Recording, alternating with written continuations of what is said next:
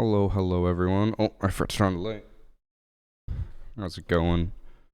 Okay, now that we've done the stream, I can turn off the chat.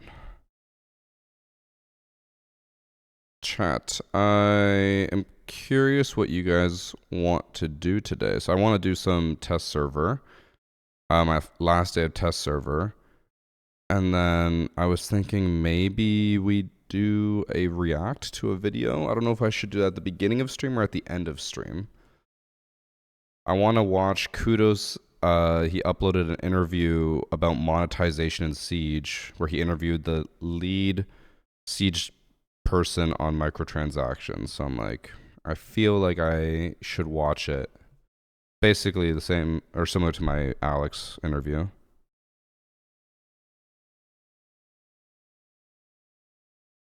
Is test server ending today? No, it's just getting kind of dead, and I'm probably gonna swap to a different game for the rest of the season just to do a little bit of variety. Because I'm getting my Switch 2 tomorrow, or not tomorrow, sorry, Thursday, and then I'm going to probably play Pokemon.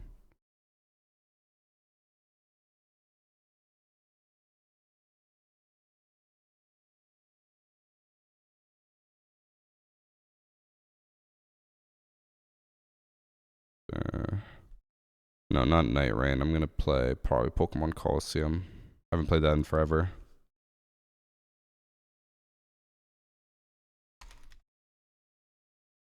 Is the big cheater replay today? Nope, that was yesterday. You missed it. It comes out on YouTube tomorrow, though.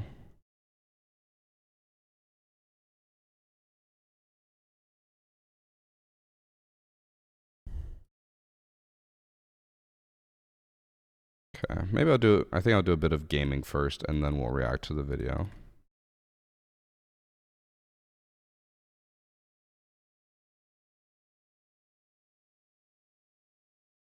Okay.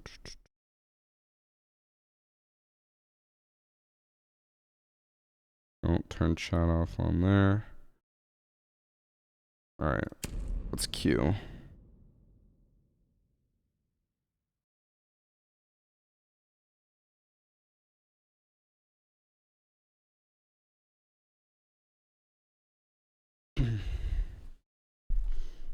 Oh, so hot today. What was the final number for the ban cheaters? I haven't heard yet. I'm going to assume we'll hear later. Because I assume they had to go through the rest of the stream, which was a few hours, ban people. I'm sure it's going to take a bit. But hopefully I hear by the end of stream.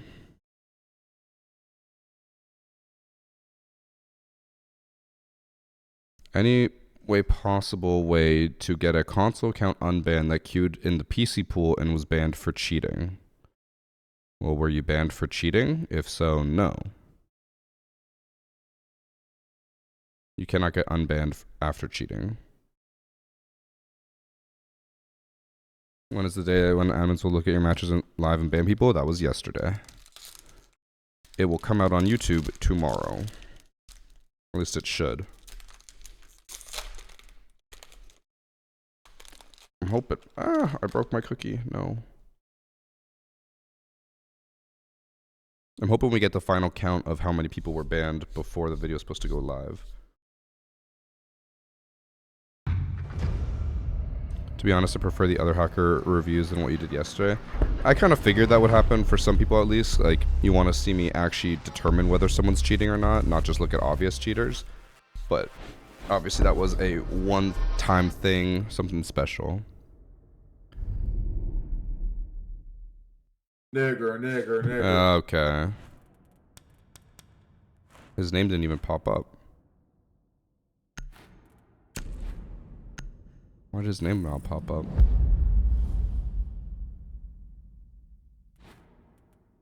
That's unfortunate, because I want to ban them, or report them.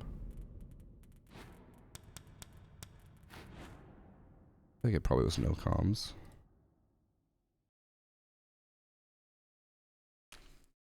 Huh.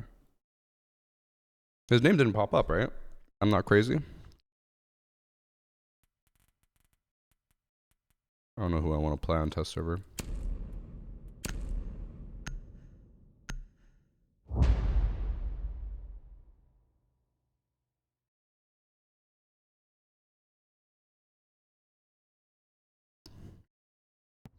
It was Hunter. I feel like that's not true.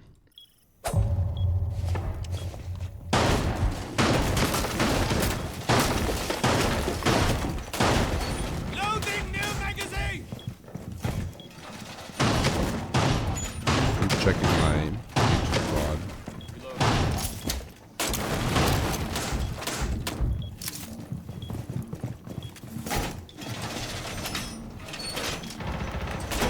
No, it did not pop up. It's so weird. Oh, it didn't pop up because I have my HUD disabled. Fuck. That's why. Reload.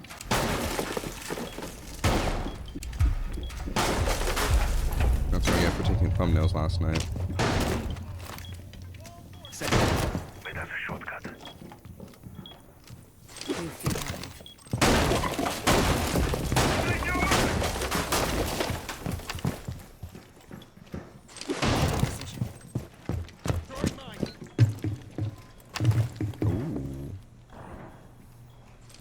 Camera feed. Can you see this camera? Oh, Lord.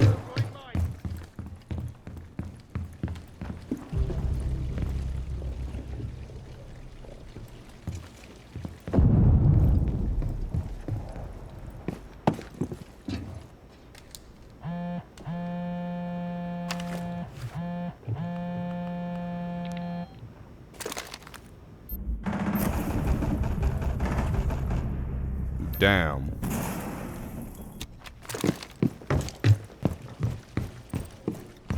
Oh, fuck. I think it was just waiting down here.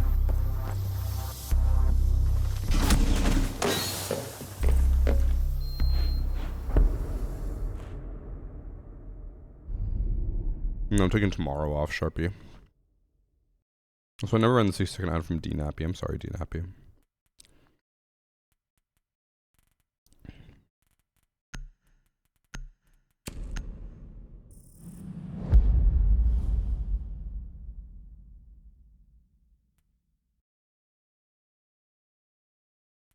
Yeah, it sucks, crotch. But you'll get to watch the video tomorrow.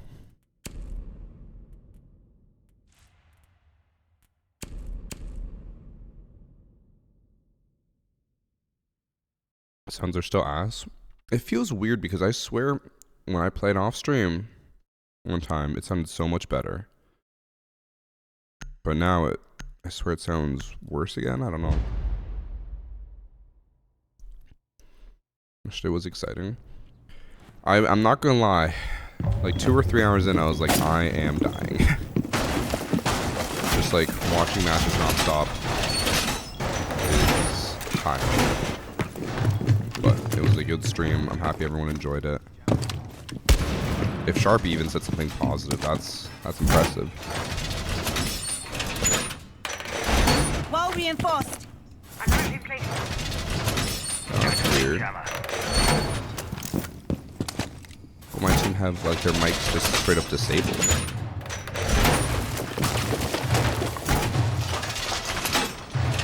I never get Wall far. fortified. Just wait till I Reloading. PayPal refund. Everyone's gonna be laughing.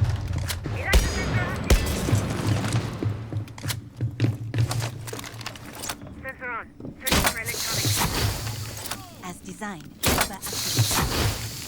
Kiva successfully. Deploying jammer. Did you send? I mean, I did, but maybe I'll take it back. I think I should hear that a lot more than I am.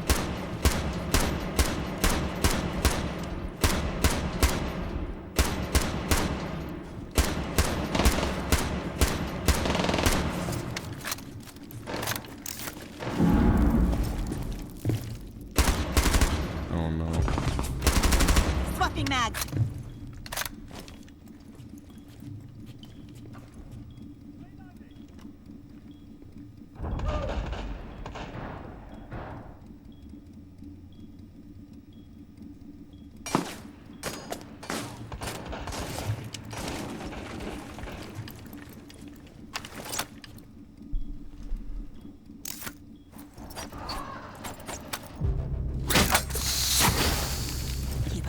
through.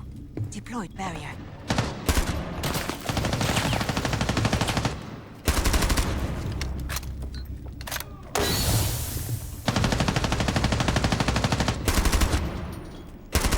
I hit him. I heard flash.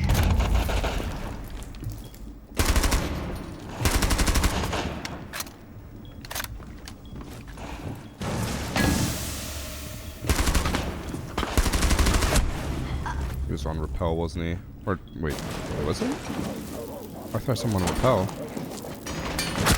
Maybe I saw someone else.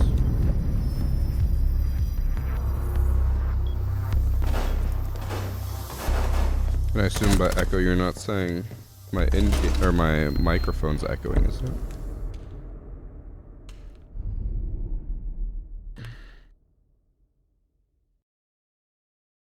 Why do Skittles have beef? We don't. Skittles just makes it up for views.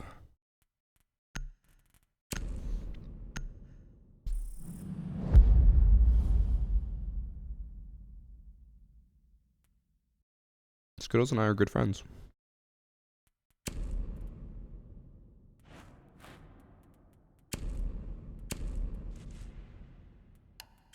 What am I doing? I take it back. The stream was great, by the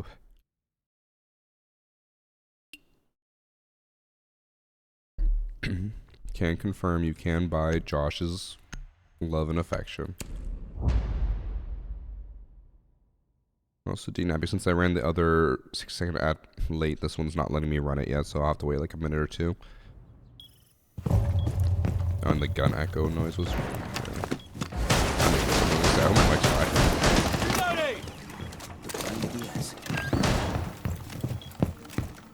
First, anyone wants any beef with other people?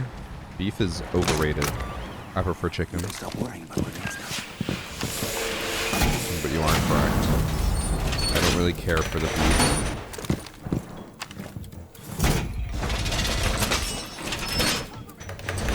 Reinforcements in place! You can stop worrying about I grenades think now! you're just going in the right direction.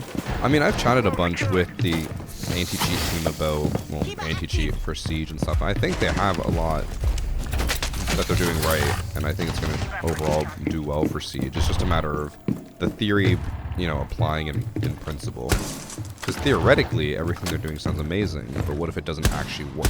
Then that's bad. Swapping mags. Trying to get through that.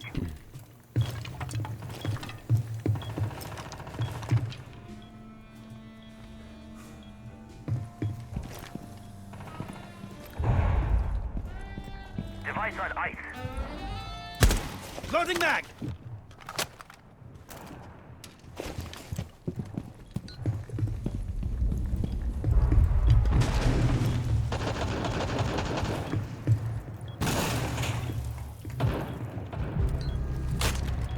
Akiba barrier is activated.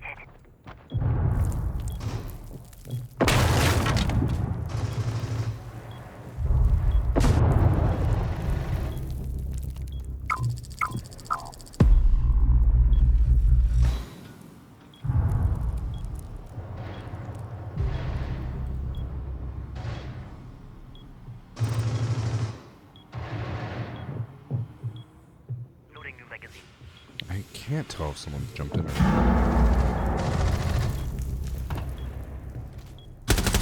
They did jump in. It sounded like someone was in, but I couldn't tell for sure.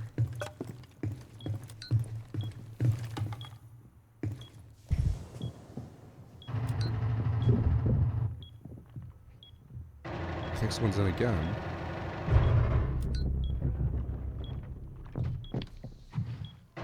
Barrier from.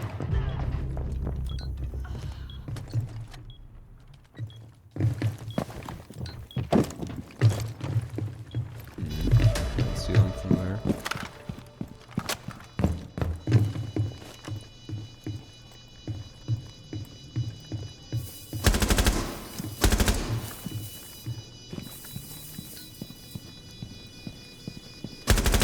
Oh no, it's Blackbeard.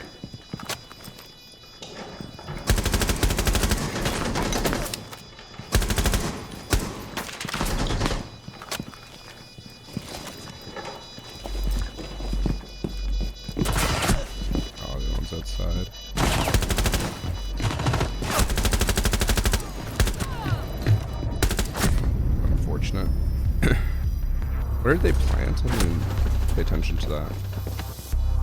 Oh, right at the window. I probably actually could have killed that person from below. I just didn't know where they were planting.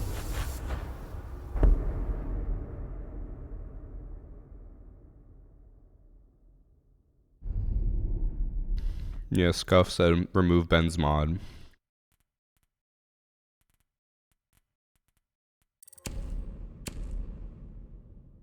I'm not gonna lie, Ben. I want to remove your command solely because every time it links it, it also just puts a giant fucking bar of your channel. So it says like twitch.tv, it's Ben. And then there's just a giant fucking bar and it takes up like 3 lines of text. I hate it.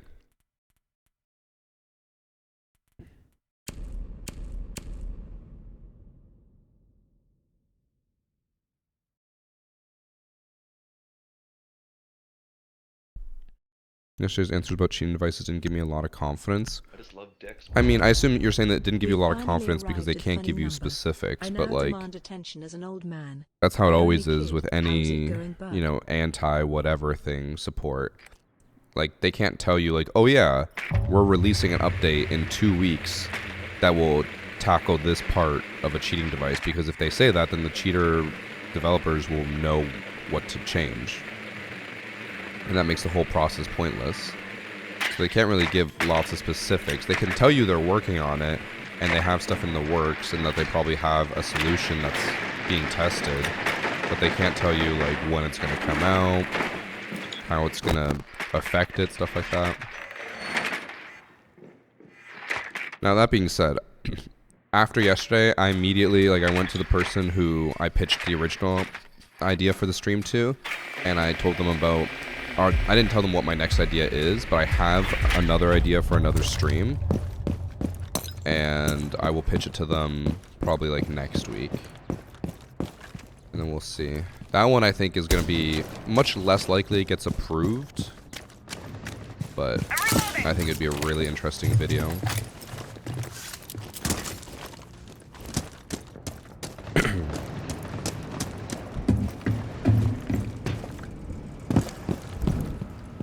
Killed him. I didn't think they'd actually reinforced it. Loading mag! Looking left and right side of the hole, and no one's there. Drone is ready to go.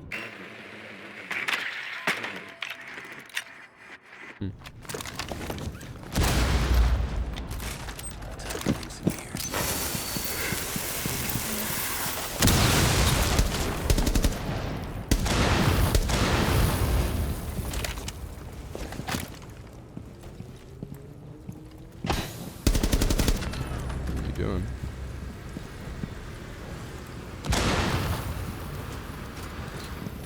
Set shield on a window.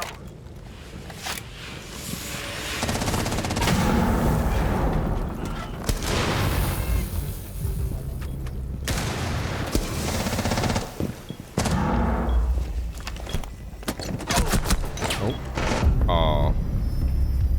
The Twitch left as soon as the Aruni had peaked.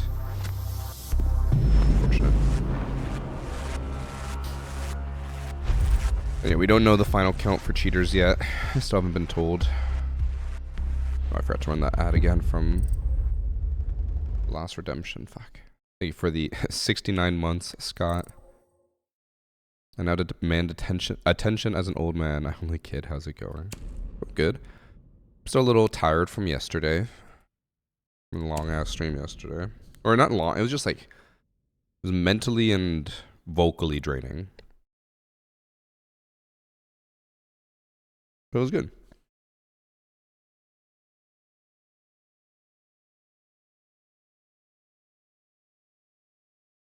It's already been patched out, Sinner. I saw the video too. It was from Coconut. But it's already been patched because I tested it yesterday or the day before, and it didn't work anymore.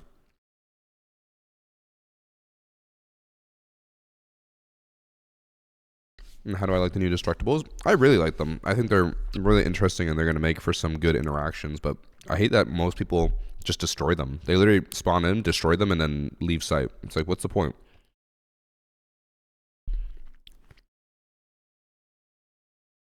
I'm glad it went well. Did. It's, man, I am so happy I did not put up, I originally wanted to do 200 matches. I'm so happy I did not do that, because we did 111, and that took 4 hours. Would have been insane.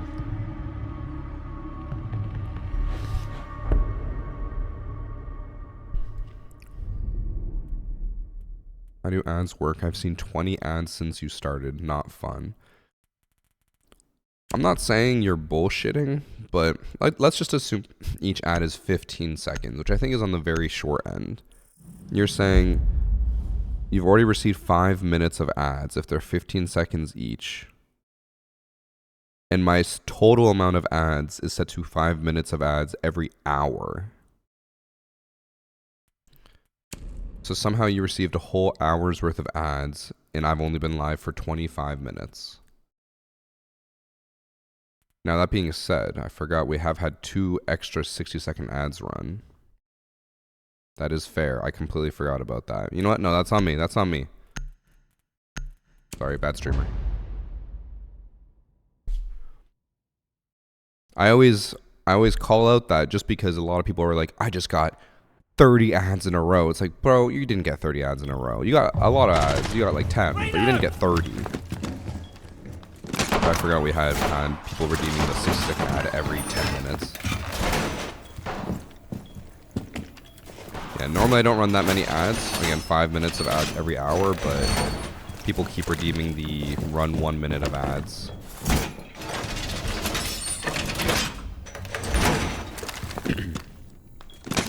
And I'll run that one soon, Daniel. I just ran another 6-second ad because I forgot to run it before, and I'm now just behind.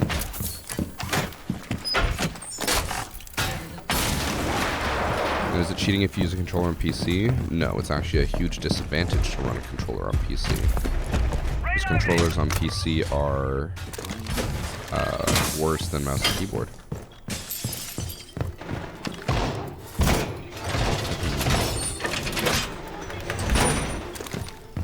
Be able to time out mods for 5 minutes? Nope. Because then you guys are just gonna start yelling slurs in chat or something. Reloading, cover me! I hear a drone, I just don't know where.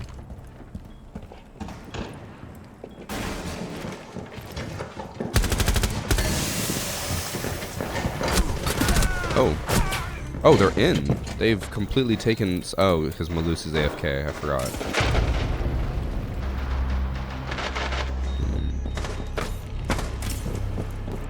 I only just realized their racist name. I am leaving. I'm not going to be in a match with a racist name. Actually, I'll wait a bit so I don't get put back into the same match.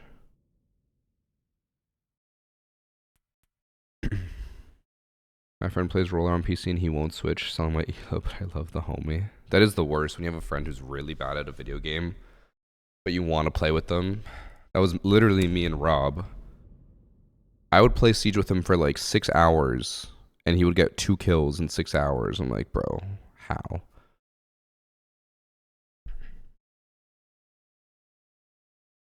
Ads are setting a frequency. Yes, you can change how frequent you want ads. Big streamers, I won't name names, do run max ads. They usually run, I think it's the max is 23.5 minutes of ads every hour. I only do that when I have drops. Otherwise, I normally run 5 minutes of ads. And the only reason I run 5 minutes of ads, I would run nothing if I could, is because you have to run a minimum amount. And if you don't run that, then you make like nothing on ad revenue. Which I don't really care about in general, but like I don't want to be punished for future ad revenue stuff if I run nothing.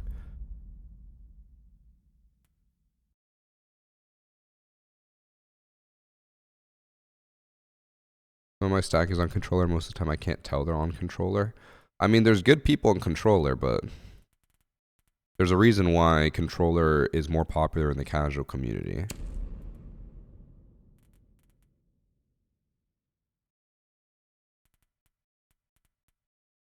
Hmm. 5 minutes of ads makes you most revenue. Well, once you get to, I think it's 5 minutes, you get the 55% split, but if you're at 3 or less, I think it's 30% split. Let me check. I just put it slightly above to make sure I don't, like, because sometimes the ads will run like, you put it at 5 minutes per hour, but it runs like 3 minutes in 1 hour and then 6 minutes in the next hour, and then it like tries to even it out. So I just don't want to go below the threshold. Yeah, if you run less than 3, you get 30%. So I run 5 just to make sure I always get 55%. Because I remember I was looking at my ads per hour when I had drops, and it wouldn't always run the max amount. It would sometimes, like every hour, it would alternate. 1 hour would be max, the next hour would be like 5 minutes less. I'm like, oh, the system doesn't even work like properly. Yeah, Ben, that's what it's like when I have drops. But I, again, only do it for drops because I know people aren't watching.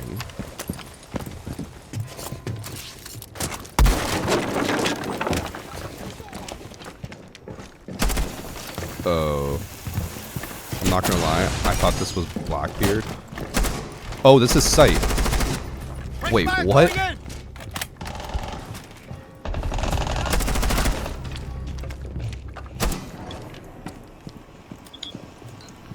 I didn't realize that was Sight. I thought Sight was Cash.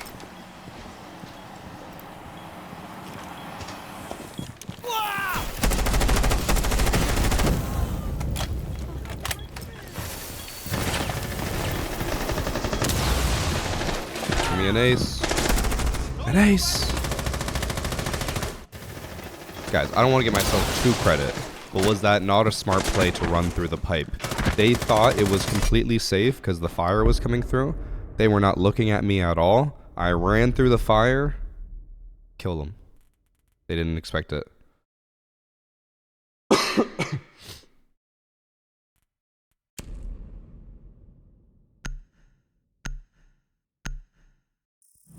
Second ever CJ. Someone else told me apparently I got an ace before, and I don't remember that. I would have loved if it had just blast you to bits. No. I know the timing on it. The timing is when it's red, it's not going to explode until it turns blue. Once it's blue, then you don't run through. I wonder if you can freeze pipes with Tubby. You can't, as far as I'm aware. It's on fire. You can't freeze fire, I think.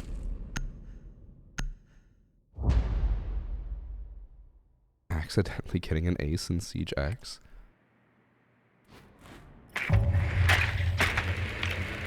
I really did like, I don't want to pat myself on the back too much, but I liked the play I made with that. Shoot the fire so they don't push through, and then I run through the fire because they don't expect it. Let's see if I can do more of that. Make a video out of it.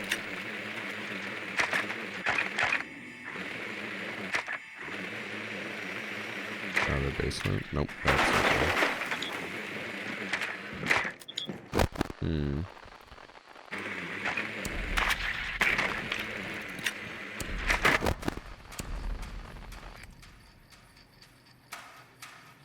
I think it will, Sinner.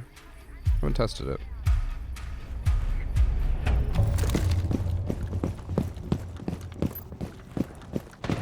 My teammate recognized me and then said, "Hey, Varsity," in all chat.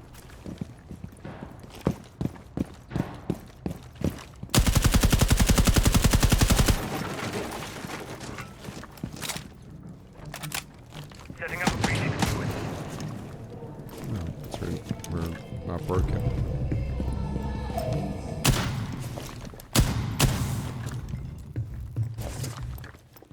I'm reloading.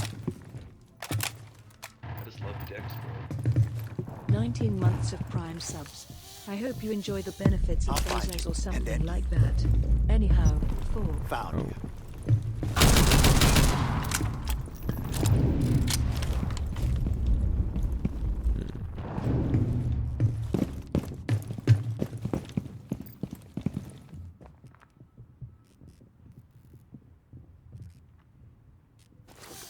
Didn't really choose the best site Death for bar tracker out. to go demos. I see you, Emil.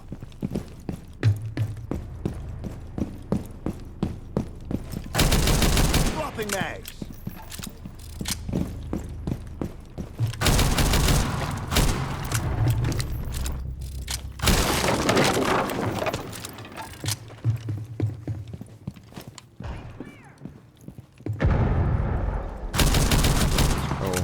aim. Let's have a look. Oh. I see you. Oh, wait. I thought he killed Fenrir. He didn't.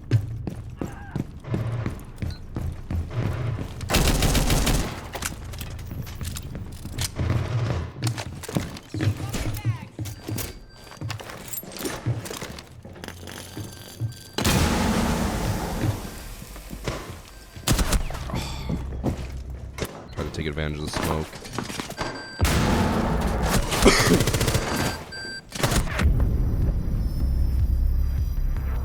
Thank you for the 19 month Rainbow Sandwich. 19 months of Prime subs. I hope you know the benefits of Bezos or something like that. Anyway, anyhow, fuck. Why did it say fuck? What did it say it like? Fauk?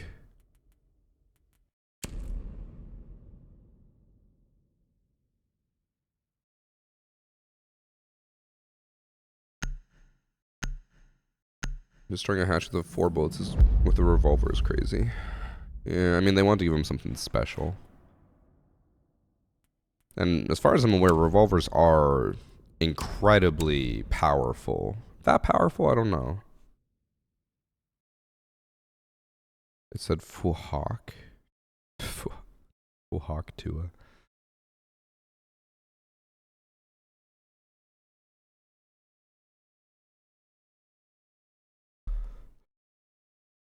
Alright, take care, Rainbow. Doc's revolver can't do that. True. I mean, does everything have to be, like, does every gun have to be super consistent? I don't mind with some guns having special properties. It is harder to learn, but it's also, like, kind of part of his kit, right? Similar to, like, how Cav and Capital have the same pistol, but Cav's pistol does more damage. And always downs. Oh, Rainbow running 60 seconds more of ads. It's not letting me run it. Now for the plebs, I normally don't run this many ads. It's just people keep redeeming it, okay?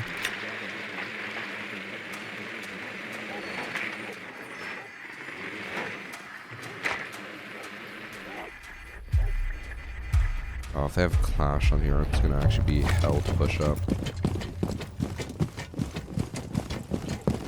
You should run more. Maybe when you're here, Ben.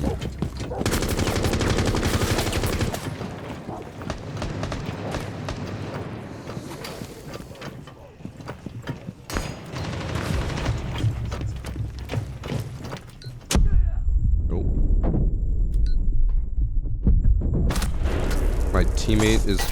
Bro, Grim is at the door. What are you doing? The hype is active. I'm pinging where the zombie is and he was launching bees. Oh my god. Hostile spotted.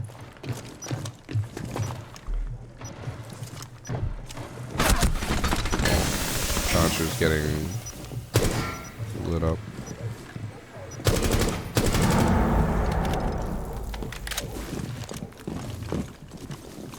There's some lurkers who only run ads. I've heard it's like clockwork. They love it. Still haven't been able to run the ad from Rainbow, but I'll run it soon.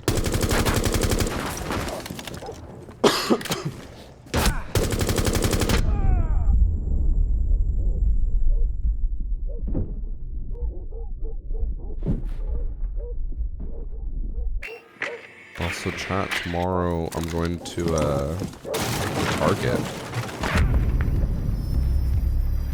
Should I be excited?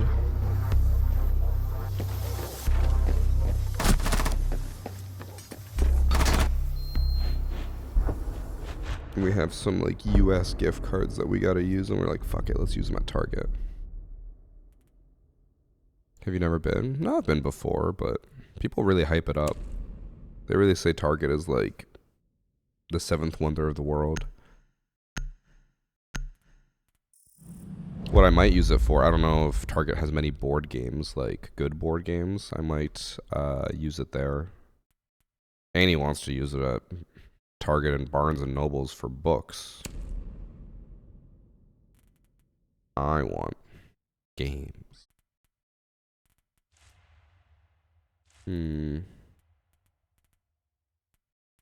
What was I running before? Not really running anything on defense.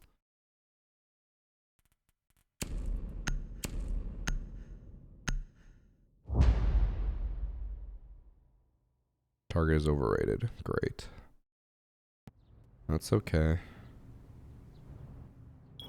What's your favorite? I like Clue. You like Clue? Okay, you basic bitch. What would I say is my favorite board game right now? I think my favorite complicated board game, which we never play anymore because people get too salty when we play it, is Dead of Winter.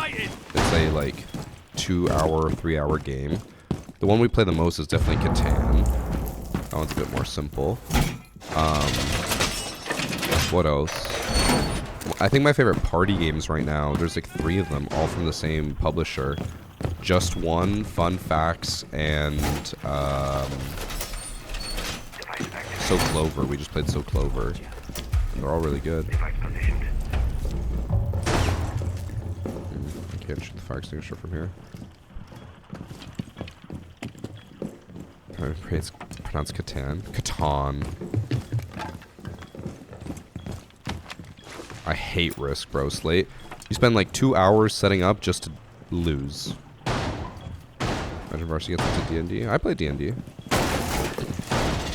We started a campaign in January, and we haven't gotten together once since. But we're getting together, I think, this Saturday for the first time, so it'll be fun.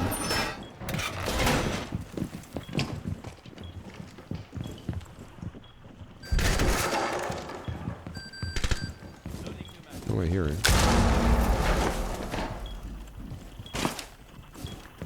I don't know where I heard that beeper.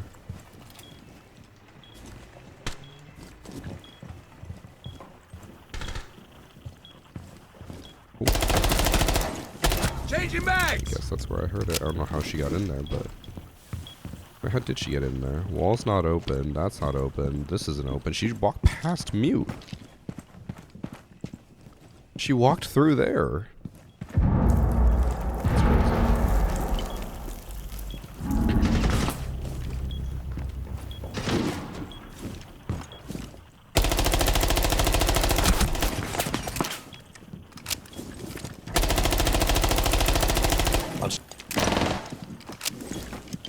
I must have lit him up.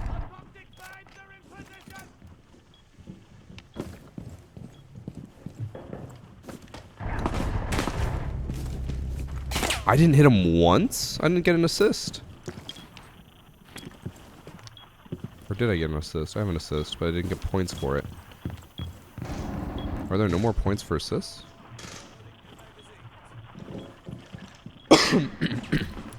We have Secret Hitler songs, but we've never played it. I think Ben was the only one who has played it, and we said, okay, Ben, you need to explain the rules to us. And he's like, eh. Loading new mag.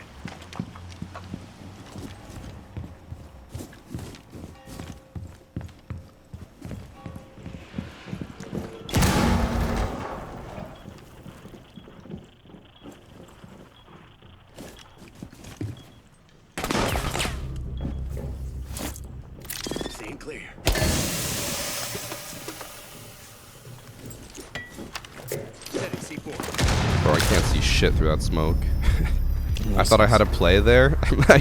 I can barely see.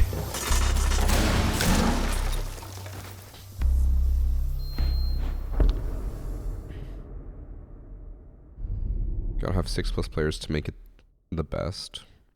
See, those like social deduction games, I feel like are really good when there's more people, but once you add more people, I feel like it just gets like chaotic and there's more screaming than actual like gameplay, and then people get yelled over, which is sucks. It's a pain to learn the rules. I thought it was pretty simple, wasn't it? I don't know. I've never played it, so I don't know for sure, but I thought it was a simple one.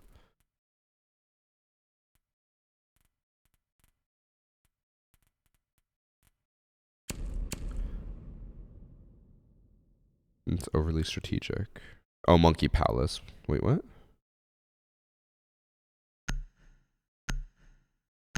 Are you saying Monkey Palace is a board game? Monkey Palace, a Lego board game.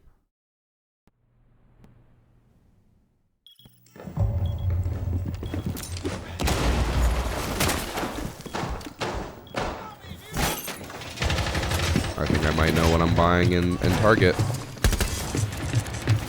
Annie's not gonna like that. She doesn't want me to spend any of the money.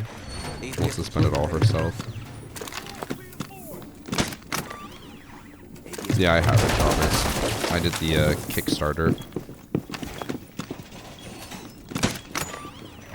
That's where I got all my Binding of Isaac t-shirts from, and that's where I have all my Binding of Isaac plushies from, which are not on the shelf anymore because the cats destroy them.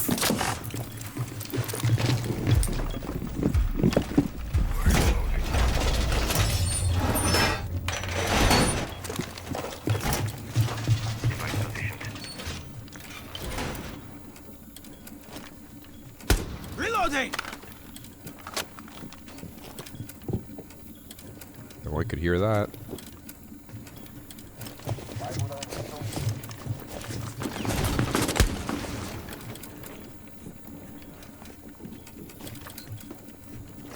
CCTV window. Ramp.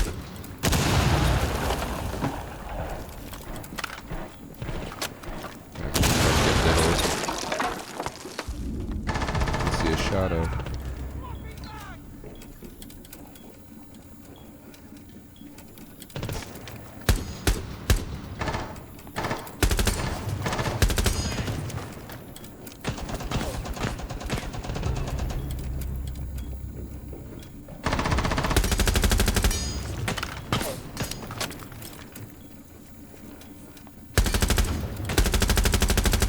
Cover me! Reloading!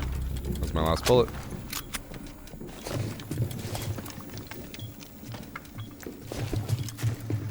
I heard him below. Unless I was hearing Vigil. I might have been hearing Vigil.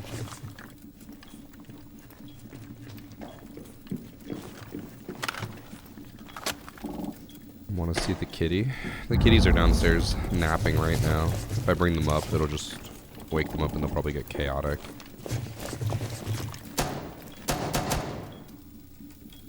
Are we getting a Road to Dead God series in Isaac? I've thought about it. I love Binding of Isaac. It's probably one of my favorite video games of all time. It's the only video game, or one of the only video games I've ever essentially 100%ed. I just didn't get like 3 achievements and that's it. But the more I make content, the more I'm like, I feel like making content out of everything you do ruins it. Because like, I could make content out of board games, I could make content out of rock climbing, I could make content out of every aspect of my life. But I do think that gets boring at a certain point. Because then you no longer have hobbies, you just have work, you know?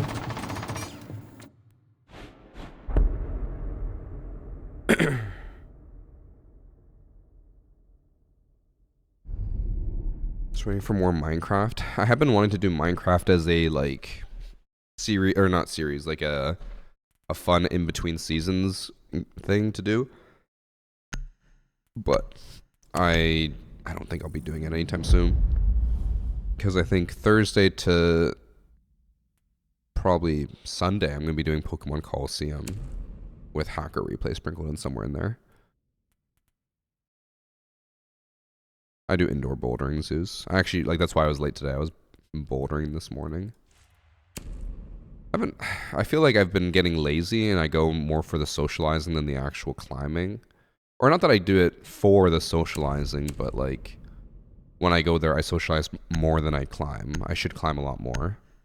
So you should run more ads so you can afford your board games at Target. I can afford the board games. I don't need them ad revenue. We're good.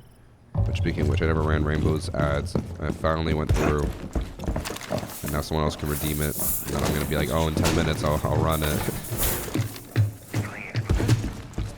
Climbing friends are very lovely, so makes sense. I wasn't even talking to them today, Hannah. None of them climb during weekdays anymore because they're all gainfully employed. Unlike Ben.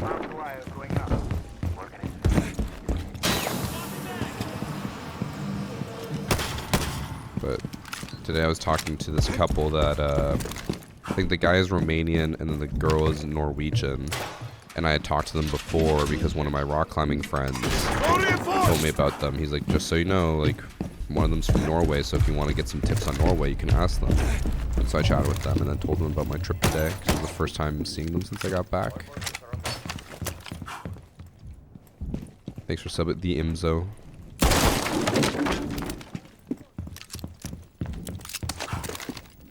We got me 3 RP back from yesterday's stream. Let's go.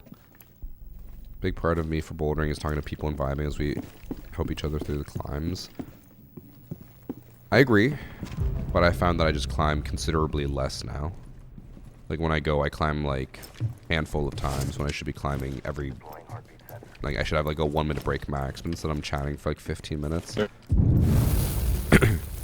Which again, there's nothing wrong with it, but like rock climbing is my only workout. So like I should probably take it, you know, maybe a bit more seriously.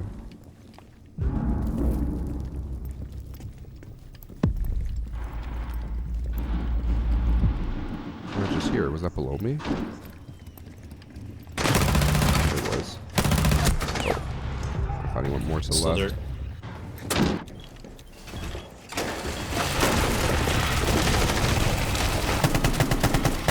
Let's go, Pulse.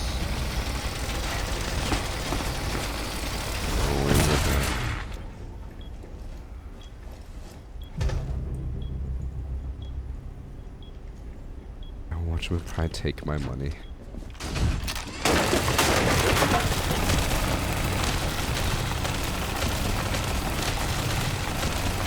Good swing for the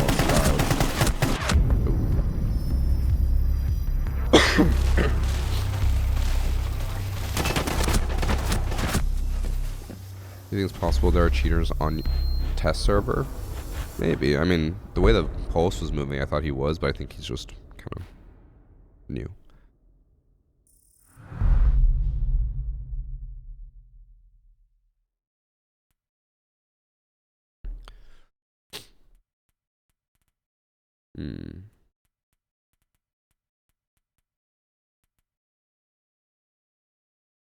Bro, he's listening to stream. Is there anything else I can interact the new environment with? I don't think so. What if I have proof of someone cheating on test server? You should report them.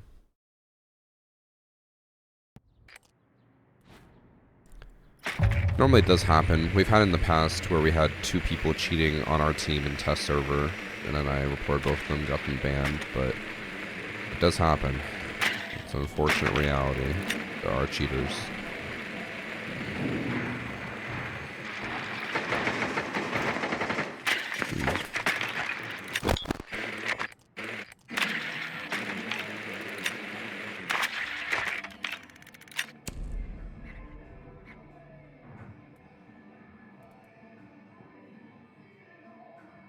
I should probably do more of that.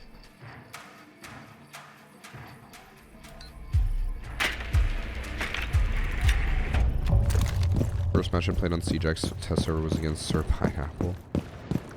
He was in my chat the other day, and of course he joined when I was talking about how Ben was describing every pore on Squirrel Girl's ass in a very lackluster MVP animation he was hyping up. Now I just look like a freak.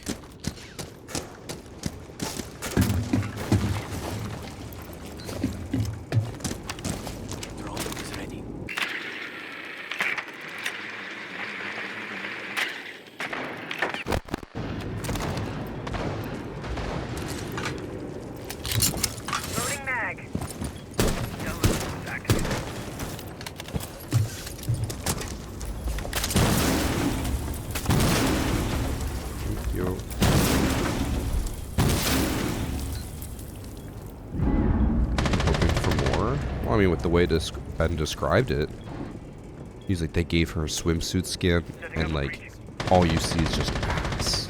And I looked at it, and I was like, she's wearing shorts, and they show like a bit of her ass, and that's it. He's like, no, man, it's crazy.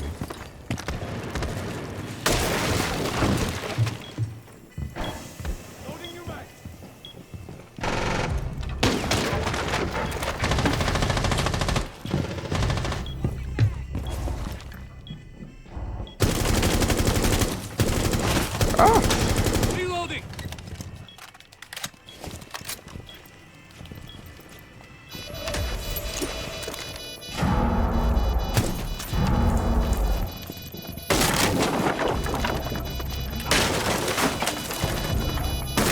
Construction.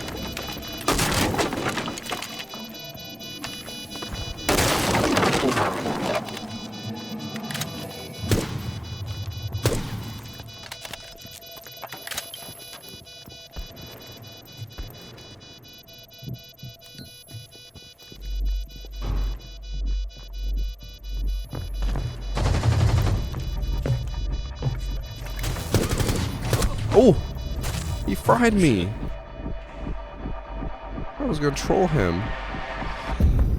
God damn.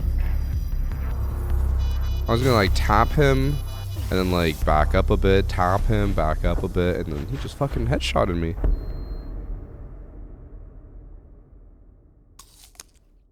I wish I saw that kill cam because I feel like that might have been a hip fire.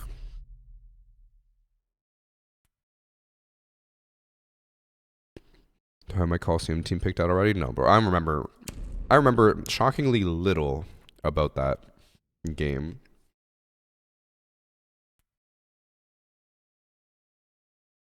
I remember really liking Typhlosion, but I'm pretty sure Typhlosion is like ass.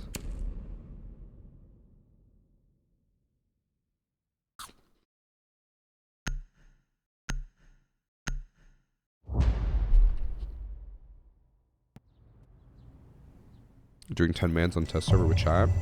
No, thank you. I mean, it would be a really easy way to get really good clips. Or really easy clips against you guys, but, you know, I want to earn my clips. Loading new magazine. Camera in position.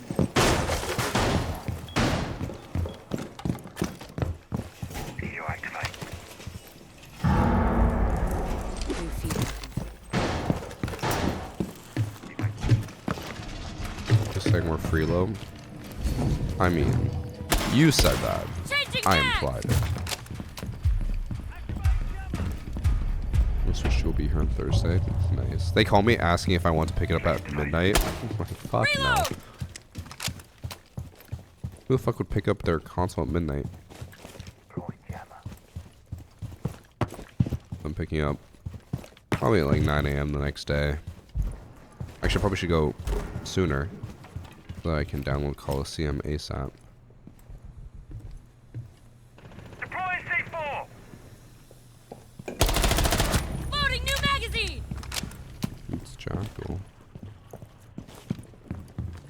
Oh my god, there's 2 of them down here. They're just hanging out in a bar. It's actually a pretty nice camera.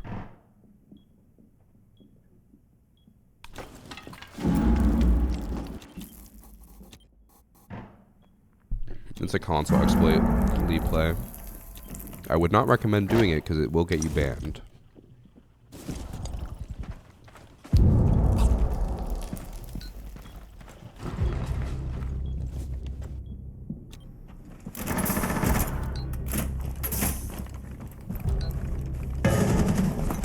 Loaded.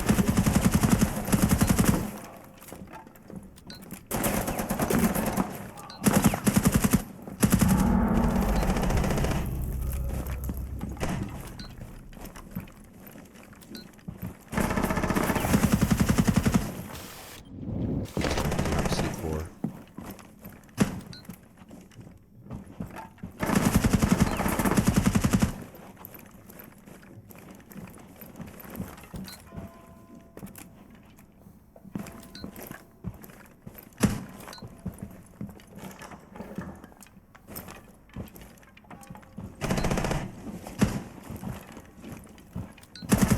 Oh, they're just picking apart my team one by one.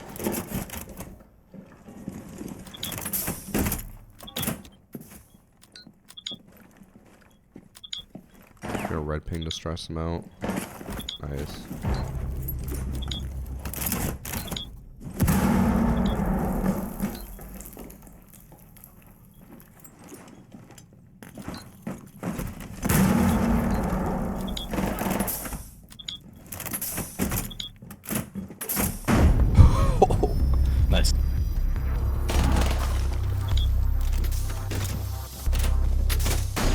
took her head off.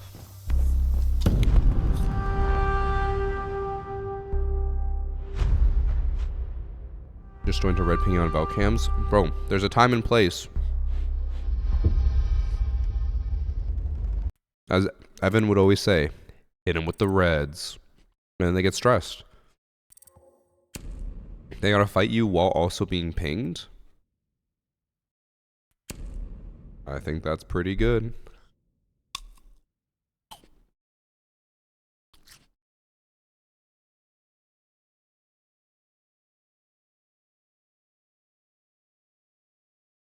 We need a new way to ping. It's been long enough. Ben, you want me to blow your mind?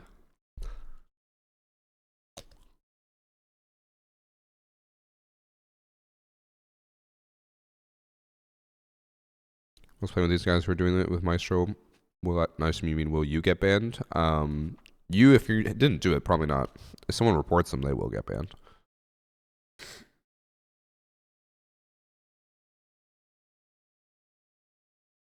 I'm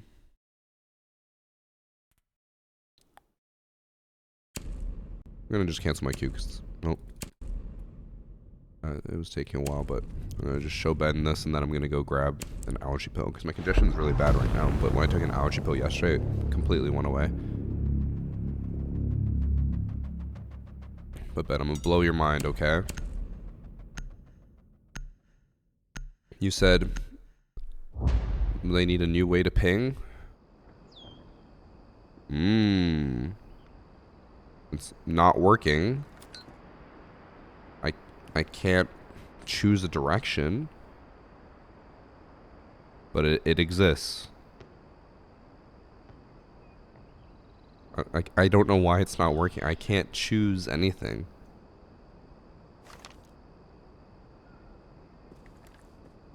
Interesting.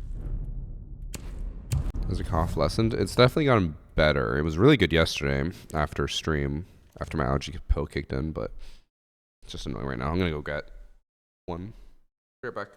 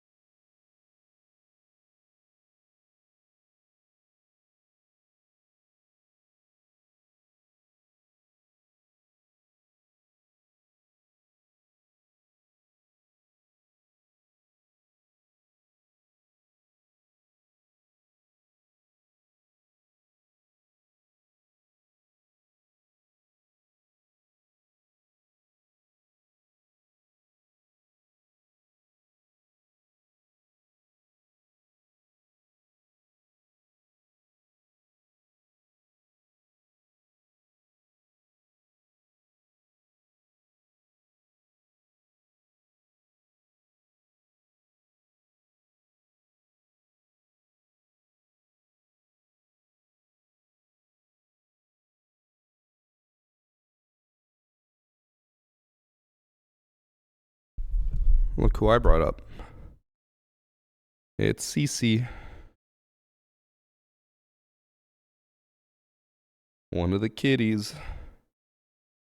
And as per usual, I always tell chat, this is the closest you guys will get to pussy.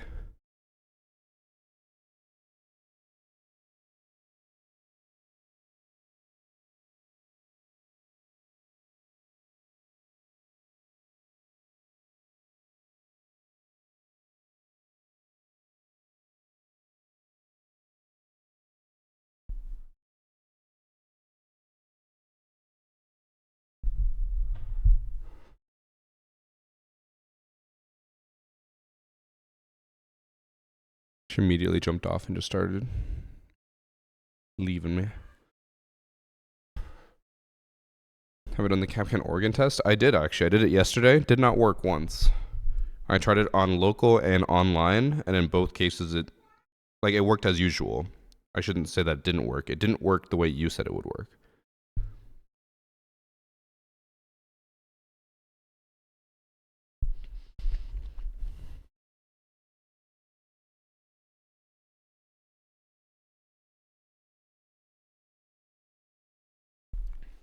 Let's see in background. You guys still see her? Or you can.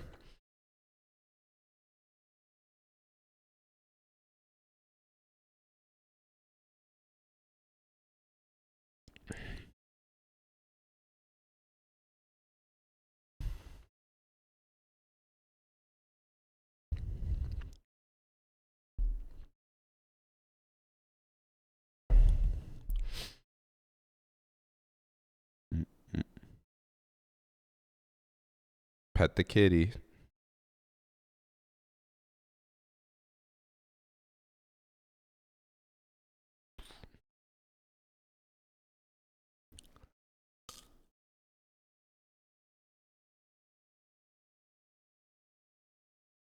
What did I do in Rio? I attended. I was there. Well, made like a TikTok about it. Tweeted about it. That's about it. That's all I had to do.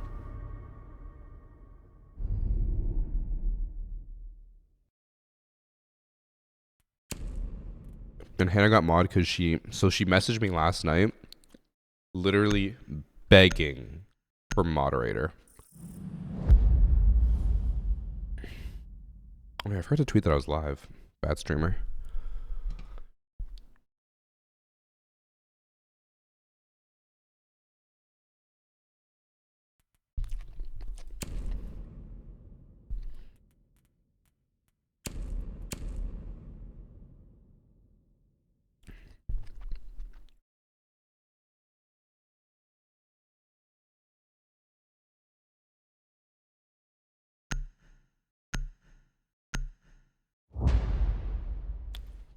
Is that all it takes?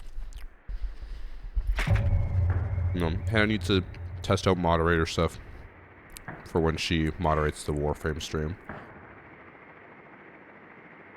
The earmuffs in my headset are so big. Are they? Right, yep, they are. I forgot. I forgot about how big these are. Yeah, they're probably not... Or they probably should be a bit smaller, but... This headset... I'm sorry, let me swallow first. This headset I mainly got to try out from Odyssey, and it's supposed to be like super heavy and like not what you're used to with gaming headphones. And then I tried it on and I was like, this is probably like one of the best headphones I've ever like worn. They're super comfortable. They seem a little out of the ordinary compared to normal headphones or gaming headphones, but they're really, really good. I'm about to get fucking baited. Setting up a sequential breach.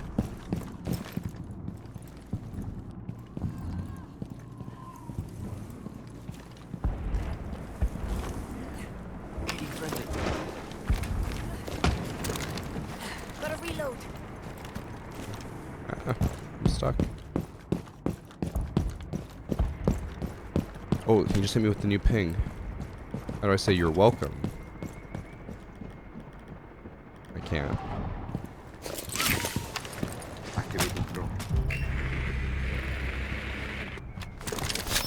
Wait, what am I doing? I'll just use... Wait.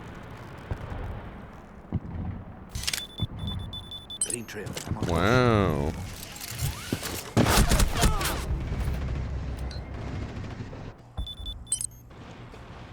That's what I get for trying to show off CJEC stuff.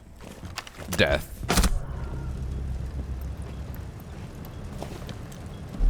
Also, CC... Okay. Should I be offended by this? CC is still there. She's still cleaning herself after I picked her up. Am I that dirty that she has to clean herself for like 10 minutes? This bitch.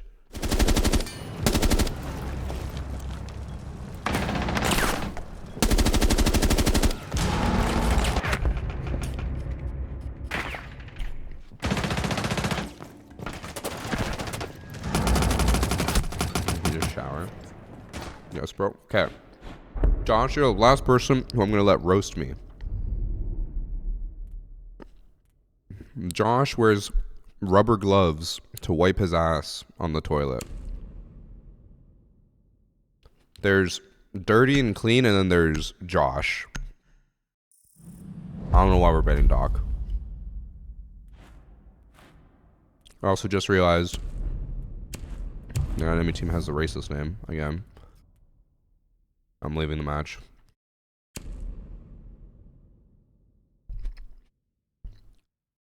Are we talking Ice Cold, Josh? No, Twitchy. Twitchy Shinobi in chat.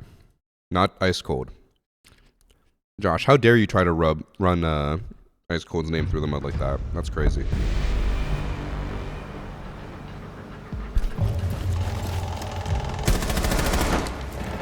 Go as fireplace.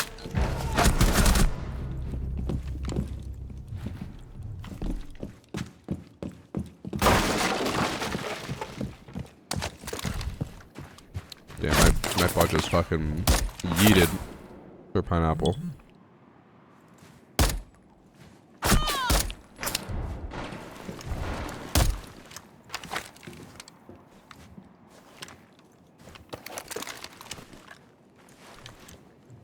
Still throws me for a loop to see Sir Pineapple's name, given that Niall, one of my IRL like high school friends, was called like Pineapple or Papple Express for so long because I'm talking to him.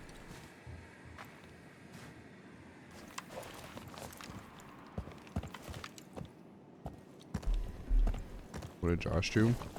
Josh fucking puts on rubber gloves to wipe his asshole. That's what he did.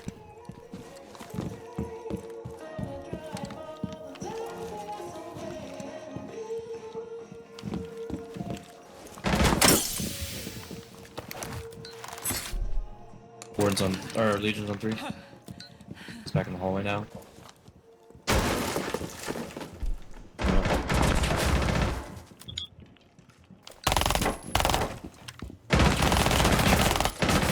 Ooh.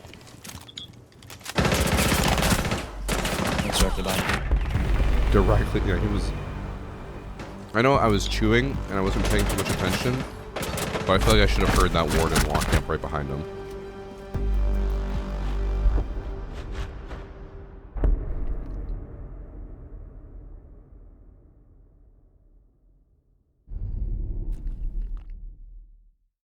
That seems wasteful. It is wasteful. He throws out the gloves every time he wipes.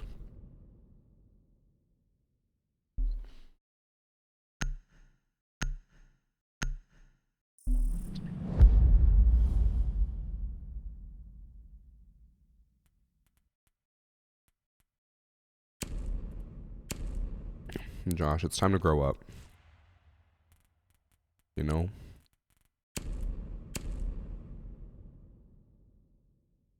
You shit every couple of days? Bro, that's not good.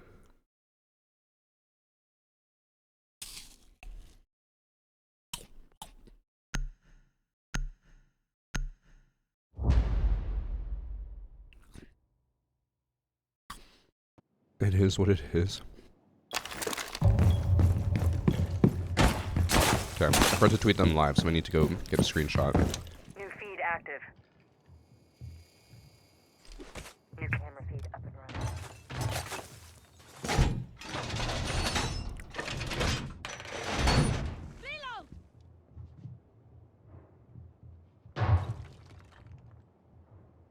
Sell out. Okay, let me tweet them live.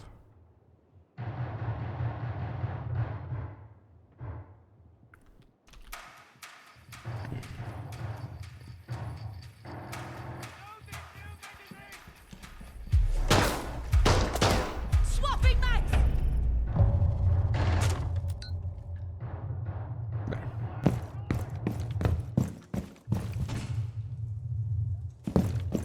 You had a mini stroke the other day? Now, because it's you, I have to ask, are we talking like blood clot mini stroke, or are we talking like you had a little bit of a wank the other day? Sorry, I hate red wine. Because either or is possible with you.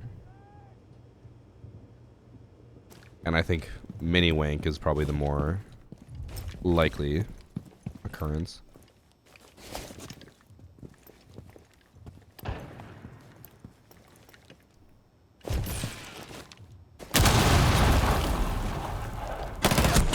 Damn.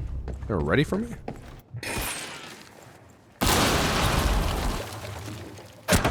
Oh no. I feel like they saw me for way longer than I saw them. What? I feel like she peeked and I was almost dead instantly, and then on her end, she was just slow peeking and staring at me. Oh my gosh.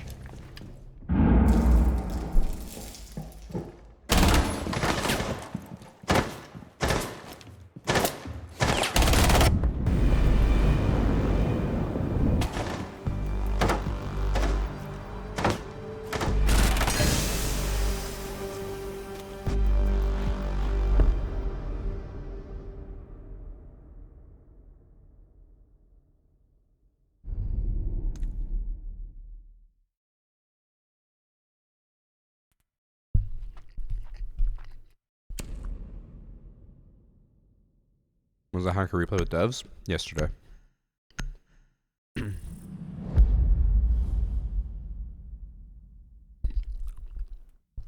Also, this whole story about Josh posting about it on his story.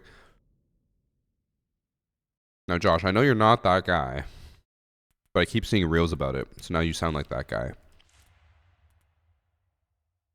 It's like POV when the friend who craves attention goes to the hospital, and then it's like a story selfie, and they're like, oh, here again. And then another story like 5 minutes later, it's like, why do people keep asking me what's going on? And then another story that's just like, this is the toughest battle. Oh, thank you. The devs comment on the Logitech macros at all? Yes, they did. The rough answer that I... Oh my god, what is with my aim? I can't hit a drone. The rough answer I can give you from what I remember is that they essentially said macros of any kind to control recoil are against terms of service, against their rules, and they are working on preventing all of them, whether it's on console or PC. They don't have anything to announce yet, like no firm patches, but they are working.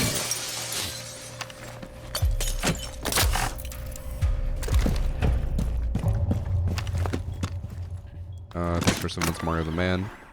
When are we hitting the bag boys back? Never.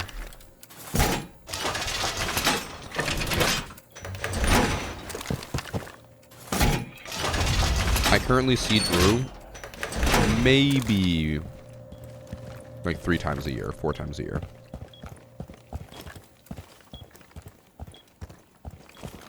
Because in general, his stance is we should visit him. Which means that he will not do the podcast. Oh, they're behind the laundry machine.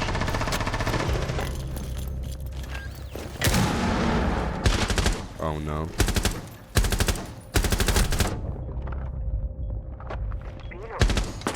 Ash is still back there. Jaeger. Oh my god. This guy's better than me.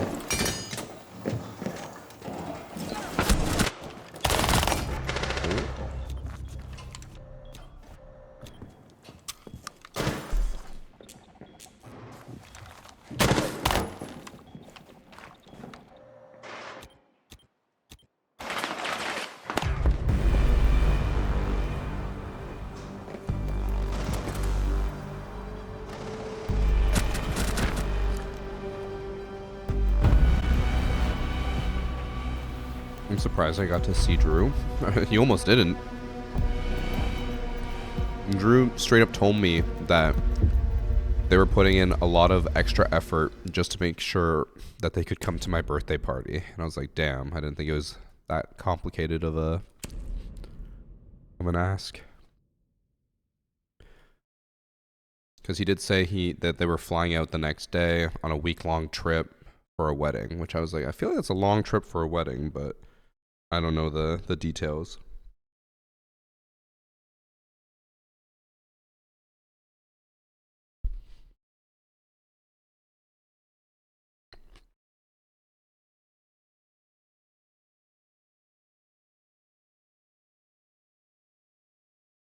Okay. I'm not trying to roast chat too much, but this is like the 10th person I've had who said, when is the hacker replay? Guys, I said it was June 2nd. What day is it today? June 3rd.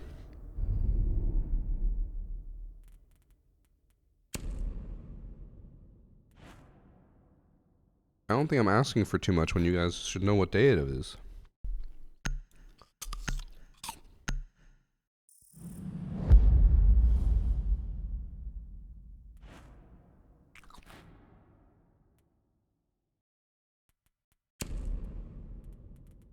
Am I planning on buying Onami again? Yes, probably.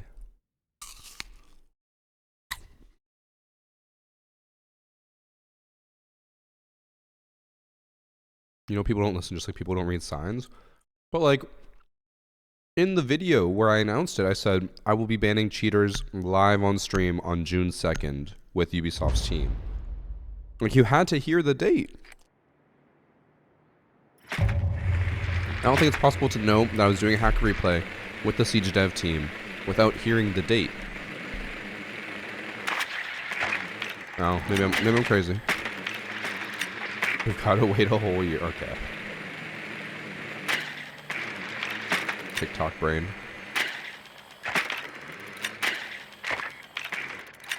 I already cut it down, Sam. I think it's 3 hours. I'll check right now. I haven't rendered it yet because I'm still waiting for the final count.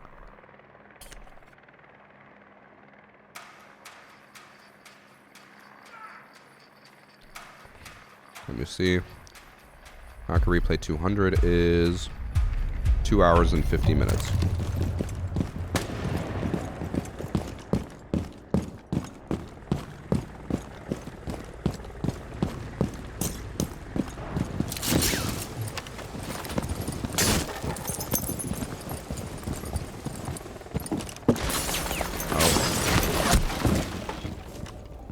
How did I survive?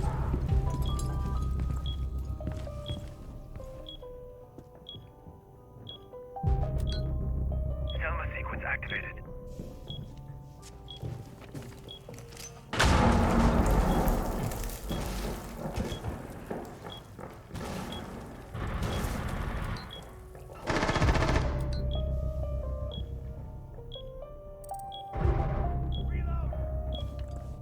Need Scopos to swap back. Dex, bro.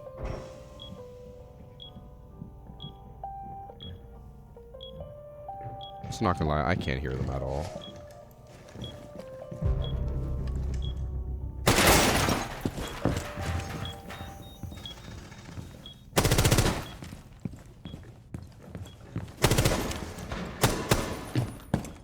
Reloading ammo. Reload. Watch for the blast!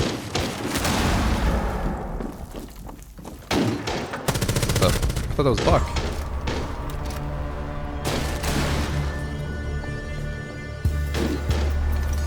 Okay, Master Stove.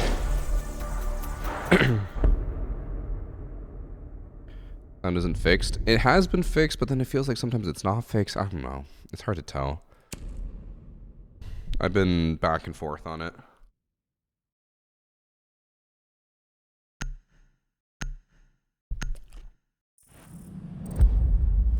I just love Dex, bro. Thanks for subs from Do You Eat Ass Though and Gangsta Mitch. I'm 90% sure that Do You Eat Ass Though is Josh's first line on Tinder.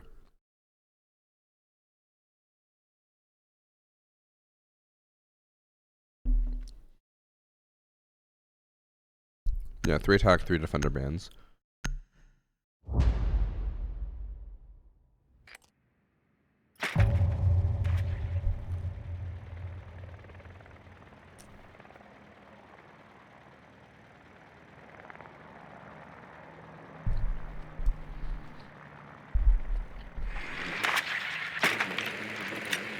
I came for the charm and support. Well, I appreciate it.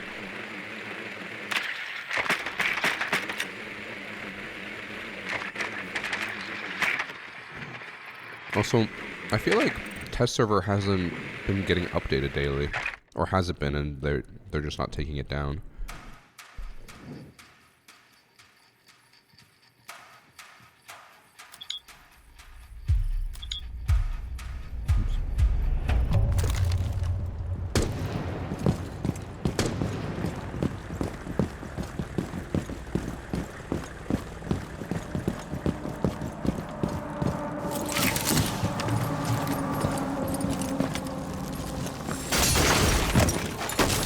Reloading! Cover me!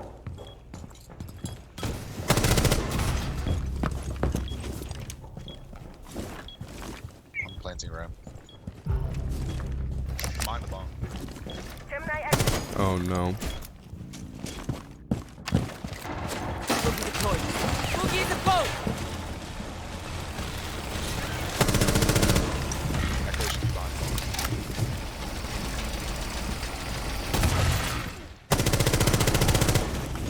Where'd that go?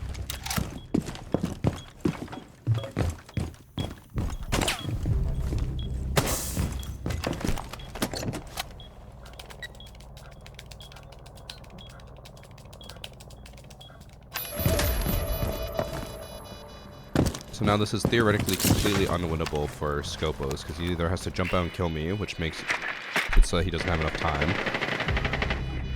or he goes for the defuse, which is deadly.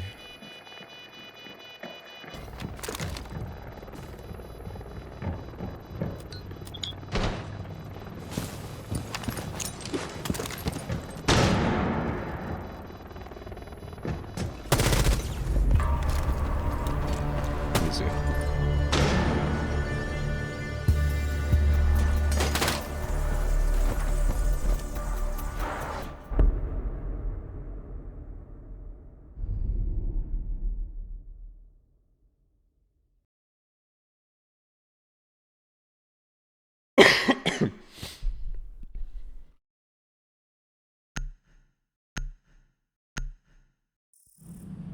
Yeah, I don't really like using Sledge for that anymore. It sucks. Interesting move by Scopos. I mean, they can't defuse and kill me, so they have to jump out, but then they don't have enough time. And also, they can't kill me on rappel anymore because you can't aim down sight while jumping out.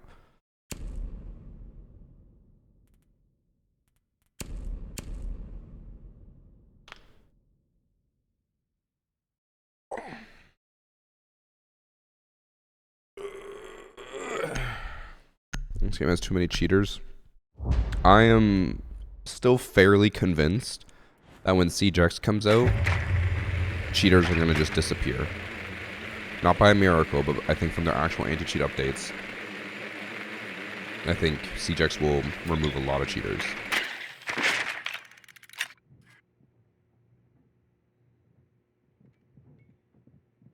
Yeah, CJX is exactly 1 week away.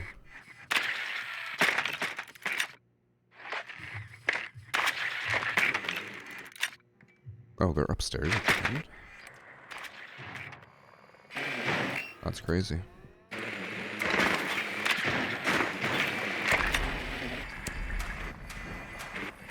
How's the cat doing? She left me, so she's probably doing pretty good. Loading new mag. Does inspect weapon work? Yeah. But okay, personally, I'm not a huge fan of the inspect weapon. I feel like you don't see enough of it. I feel like in Valorant, when you inspect, they go like, and then they hold the gun way out. The inspect for this is too close. It's like, I can barely see. You know? I can barely see any of the gun. I'm just inspecting the barrel. Do you think it'll lower cheaters permanently or just for the time being? It all depends on how well executed their anti-cheat update is. If they can truly just update the game whenever they want and get rid of cheaters whenever they want, then there should be like no cheaters at all, but obviously that's never the case.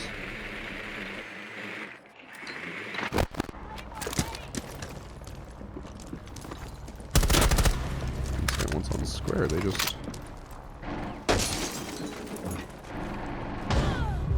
Oh, that is so unfortunate. He crossed when Sledge went in, and then he left. He left the fucking game.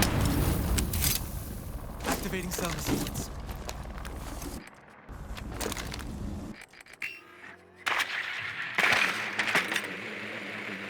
Activating stop mode. No, all guns have the same inspection. I think pistols are different, but every gun basically has the same inspection.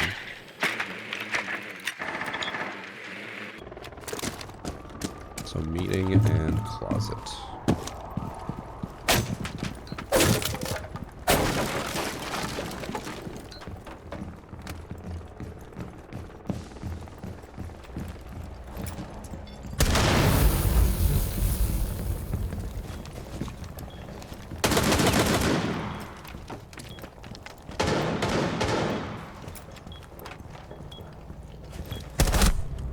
We traded.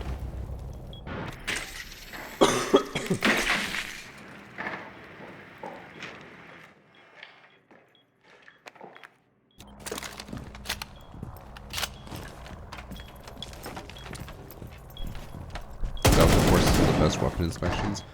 Is Delta Force a really good game? I never played it, and I feel like I always heard so much about it that I feel like I should have played it. Holy reverb on that cough. Okay. Hoping that the antihistamine kicks in soon and stops me from being congested.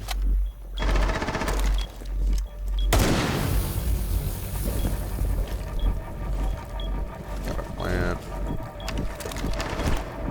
This is the guy who I think the team killed the Thatcher, but I don't know if it was on purpose or not.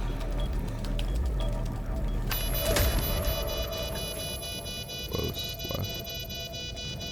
Right?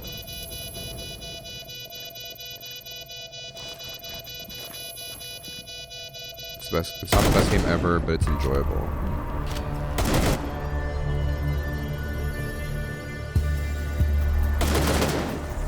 I feel like I've heard a lot about it from people who love, like, not war sims, but, you know, like, big war games.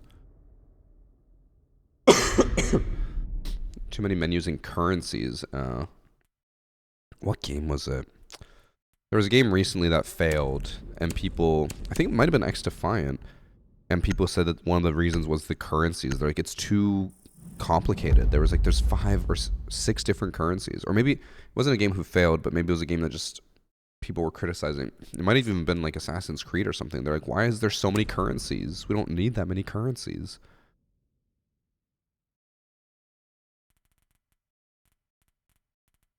We're just going to Echo. You can pick your operator as a reward? No, because I often make videos on specific operators, and if you guys keep choosing a different operator, then I'm never going to get clips. No, it wasn't Path of Exile 2. It was another game, I don't know. I think it was a single-player Ubisoft game that had like 7 currencies. Or it could have also been X Defiant, who knows. Which, by the way, isn't today the last day of X Defiant? Or was it yesterday? Rob messaged me about it.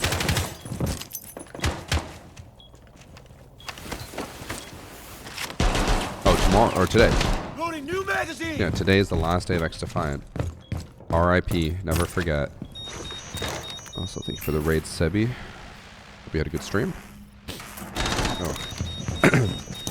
Sorry, my congestion. It's annoying me. I like breathe and I can't breathe.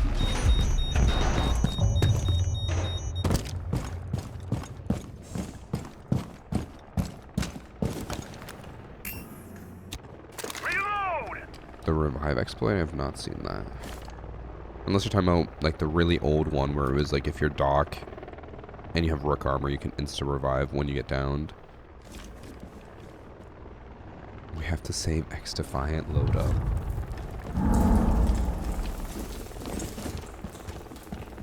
I still think one of the craziest stories was hearing everything Priest said. He was a consultant on X Defiant.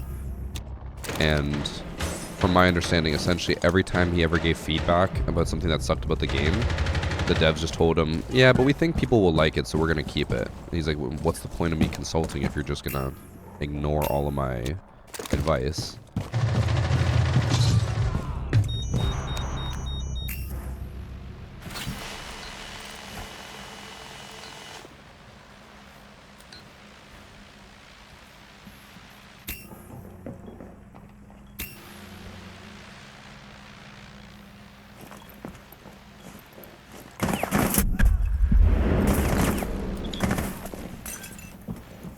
Yo, planting by the bong.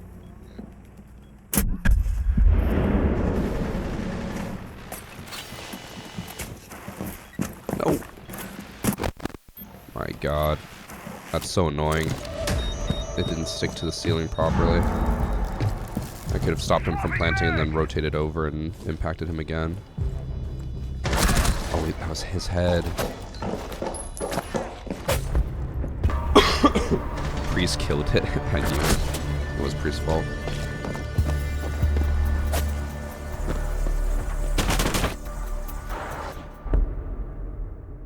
Oh, I've not heard of that, Mikey. Interesting. Sounds like typical corporation. Ask for opinions, then get salty when they give negative opinions. So, in the past, that has always been a big issue with Ubisoft in particular. I don't know if I would necessarily agree with it now. But yeah, in the past, I remember if you ever said anything negative about Siege, the devs would get so pissed at you and then like blacklist you and be like, don't invite them to things, like they hate our game, fuck those people, blah blah. And it's gone a lot better over the years. And I have a few people to thank for it, but I don't know if I should, you know, maybe say that on stream. But it has gone a lot better over the years, and it was really bad for a while. It was like, it got to a point where there's no point criticizing Siege because you just get blacklisted, and it sucked. Say an ad from Vanilla. Oh, it didn't actually let me run it. Might be on cooldown. In a minute. Yeah, even if it was constructive criticism, they were like, but Siege is my baby. If you are saying, like, Siege needs to change something, you're attacking me. And it was really, really bad.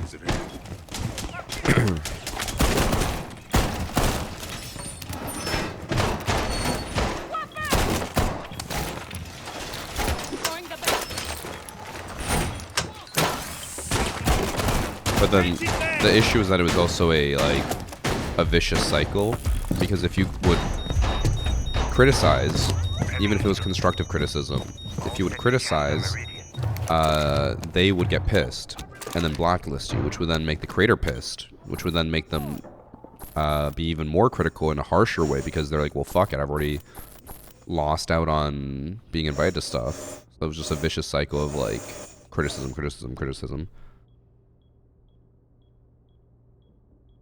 But I think the big part of it is that certain reps have helped bridge that gap between community and devs. And I do think that yesterday's stream is an example of that. A community event where the devs and the community can talk openly about stuff and not be pissed. And I'm not gonna lie, we were very concerned about how possibly toxic the community was gonna get with the event yesterday, but it went really well. People weren't toxic, or some people were, but they were a very small group. And then everyone else just really enjoyed the live bands.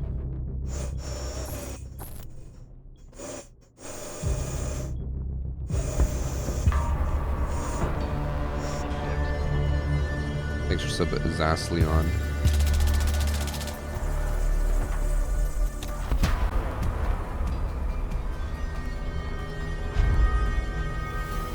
I need to change my name. Everyone knows that it's me.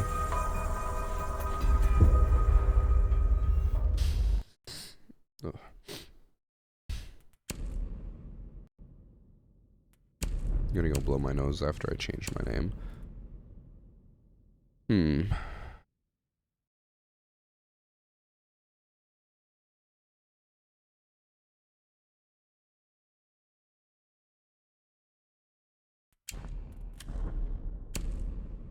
Actually, I don't want to get into a name with the racist name. Or game with the racist name. I'll be back in a sec.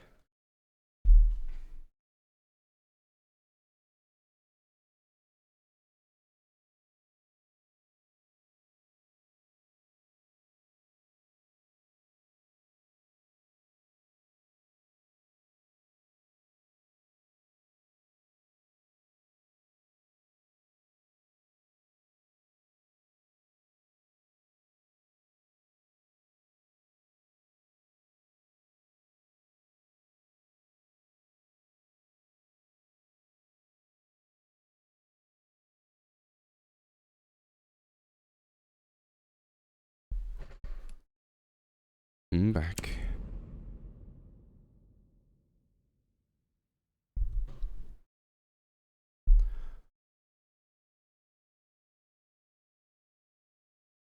Wasn't your chat, it would have been toxic. I don't know if I agree with that. I feel like my community can be pretty, or not toxic, but you know, very disagreeable on things. I just think that, in my opinion, so my outsider as a non-community, or like, I know I'm a community member, but, you know, as a creator who's not a dev and not just a community member, I think events like what we did yesterday are very, very good for bridging the gap, because I think you guys as a whole, you see the devs as, like, in general, not wanting to acknowledge cheating, pretending it doesn't exist type of stuff, right? So to see them be part of a cheater event where they're banning cheaters and answering questions about cheating, I feel like is significantly more like relatable to you guys and makes you want to be a part of that and like be nice to them because they're actually acknowledging it and not just pretending that it doesn't exist.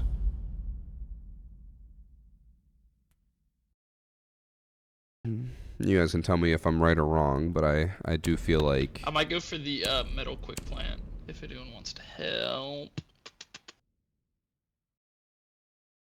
Nope.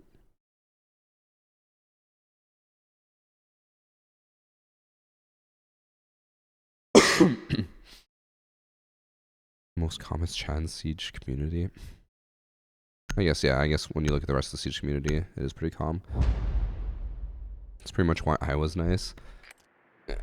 I think it's important to, for the devs to acknowledge stuff and be like, yes, this is a problem and we need to fix it and we are working on fixing it, instead of just being like, everything's fine.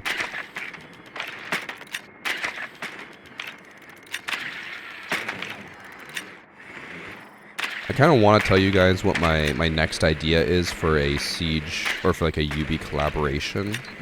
But I also kind of want it to be a complete surprise. I think it'd be really interesting if no one knew what was coming, and then I just dropped the video. I think that'd be really cool. Because that's kind of what happened with the Alex interview. I didn't tell anyone who I was interviewing, and then I released the video, and people are like, oh shit, you interviewed Alex? But the only thing I'll give you guys is that, obviously, since what I just said, I want it to be another event where people like are openly discussing stuff about cheats and saying like, yes, we need to fix this and let's have a conversation. Okay, my teammate's just going for the metal plant. Diffuser's going down.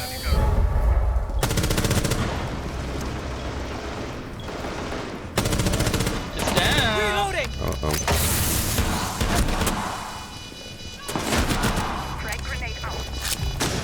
I'm dead. Coming up metal stairs.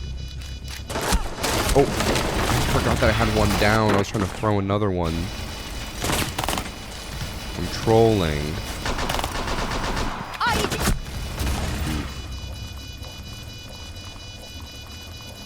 Zogaby's about to lose this. Oh, I'm just kidding.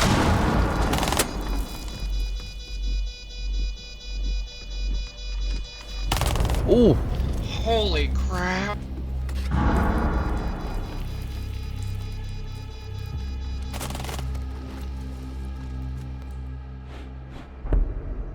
Remember your 1v1 border clash where you thought you killed her? That one game we played on yesterday's video, there was a hit rejected.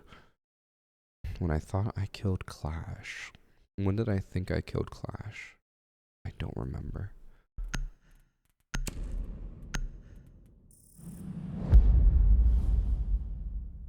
Yep. Ram ban makes sense. Okay, I'm not doing that window jumping anymore.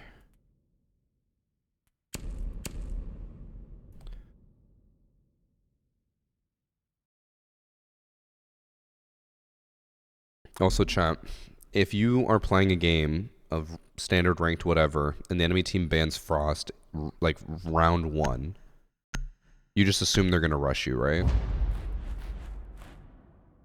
Because I thought about that. If we were to just ban Frost right away, we never have to worry about getting caught by Frost Mat. But then I think they just expect it. It's almost better to ban her in the second round after you rush and they're like, okay, let's go Frost next time. Because I bet we're probably going to see a Frost in here somewhere. On alibi. Did not see a Frost. They want us to do an armory default. Crashes first floor bathroom after you killed Castle. You shot her and stopped shooting and she killed you. Not gonna lie, I have no memory of that.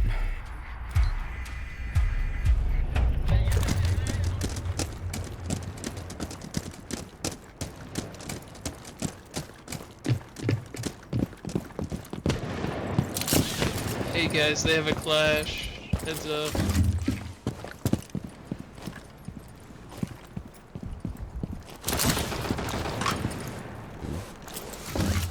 See, the joke there is, you already knew. That sounds like Ben. Swapping mag. Swapping back! Clear the blast! Oh my god, she got yeeted so far? I thought she was just gonna get knocked over. She went, look how far she went. Did they change that? Holding dart. Zombies in archives. Oh, never mind, she's dead. I'm convinced they changed that. I think They're she not went small. flying way farther and faster than Pushing top metal. she normally does.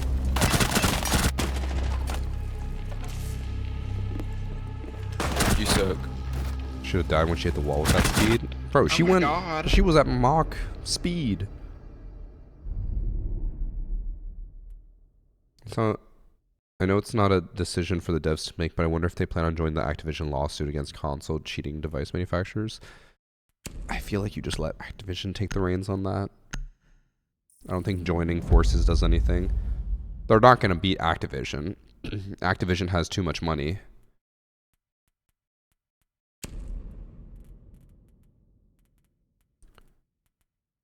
I don't know what I want to do. Maybe Jackal.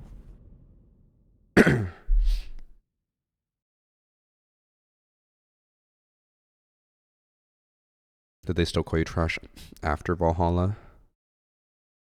It's the momentum update. Oh, I didn't even think about that. Does it actually? I guess it does change it because it looked like she flew faster, or maybe I just haven't knocked over a Clash with an air jam in a long time.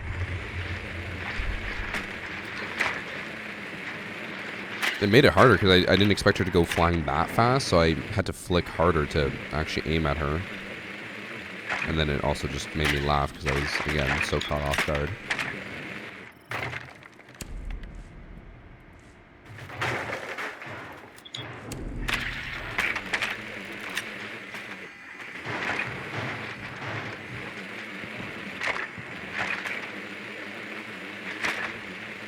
They left. Makes sense. We should all go shotguns. Way ahead of you. You rock jumping nomad. Trying to think of how you could actually use that in Siege. You rocket jump, Loading ammo. land on the roof as a defender. Actually, I guess it's nomad, so it's attacker. I don't know.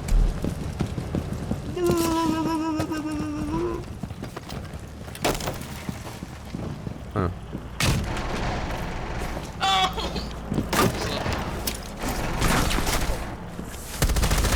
Swapping Oh mag. no, we're getting nitro. That didn't go very well. They were stream sniping me. You're live right now? No. Nah, I'm just kidding. I'm on Jerked Mate. Check me out. What's that? Oh, I can't say. Flash and Mira. Jesus. Changing mags.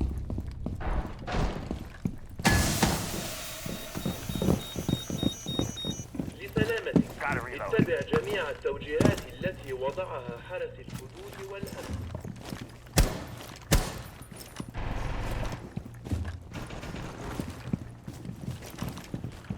Changing mags.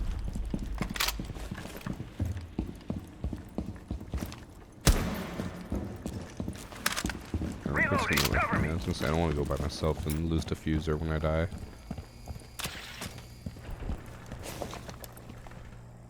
I just love Dex, bro. To see Jackson many more years of heartbreaking updates that will ruin 3 more things, but fix one. Tracker active. Oh.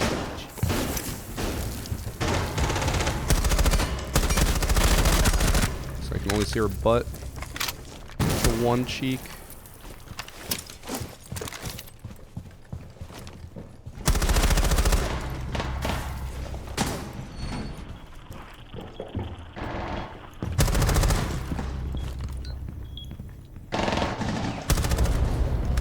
Easy take. Nice cheats, Ace. You're so obvious.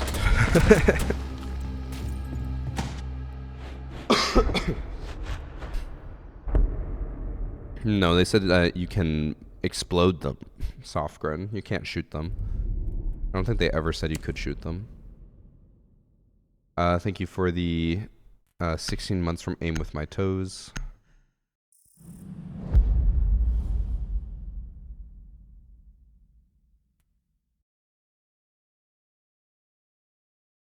Can you even chat on the test server? You can. I just don't do it.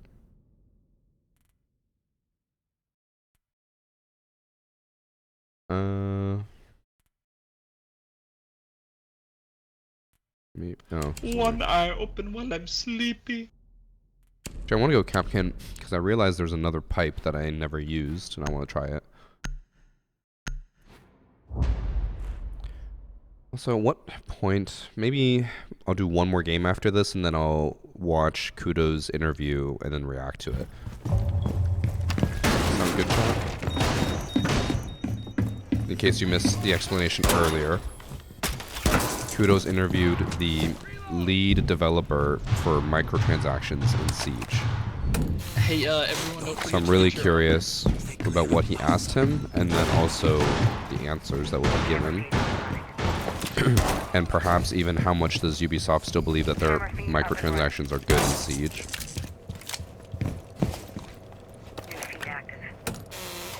Doorway trapped. Stay clear of I blast. want to watch it, commentate over it, and then probably end stream, make a video on it, upload it Thursday. I should probably do. Yeah, maybe I'll do Thursday. Hey, somebody didn't get armor. Oh, never mind. Thank you. That's my React streamer. I only react to the Ubisoft interviews. Teamwork. Teamwork. Oh my god, you're so right. You got me kicking my toes. He's kicking his toes?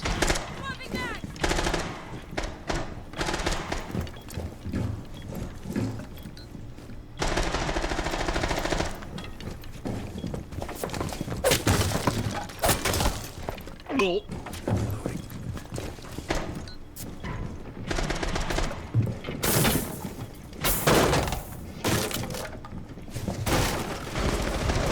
Oh, there's two.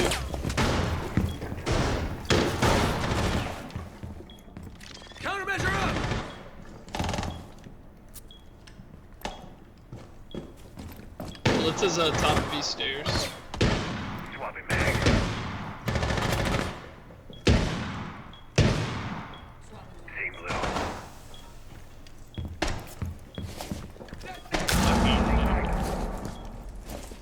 Lip was last seen inside of security. He's still in here. He's pushing it towards the doors. You might get nitro if you have one. Oh, I Never lit mind. him up. Pushing you, dog.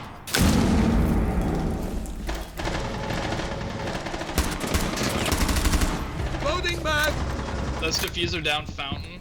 One security door behind you, Wardum. Everybody report Catman, please. His name says Banana, report him. Bro, everybody's hacking.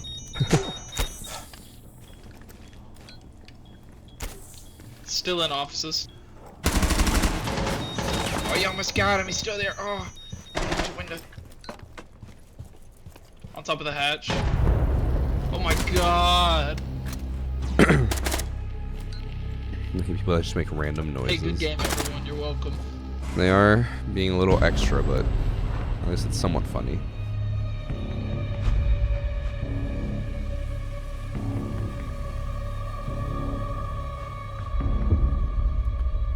So Med, Night Rain or whatever it's called, it's basically Binding of Isaac, but Elden Ring, right?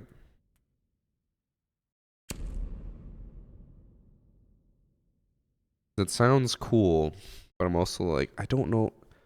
I want to play more of that, you know? Yes.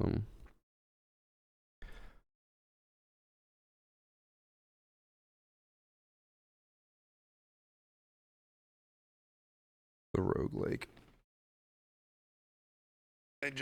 I've heard people describe it as having roguelike elements, but then other people basically described it as exactly how Binding of Isaac works, where you clear out a bit of a map, you get like a free item, and then you face a boss, move on to the next map.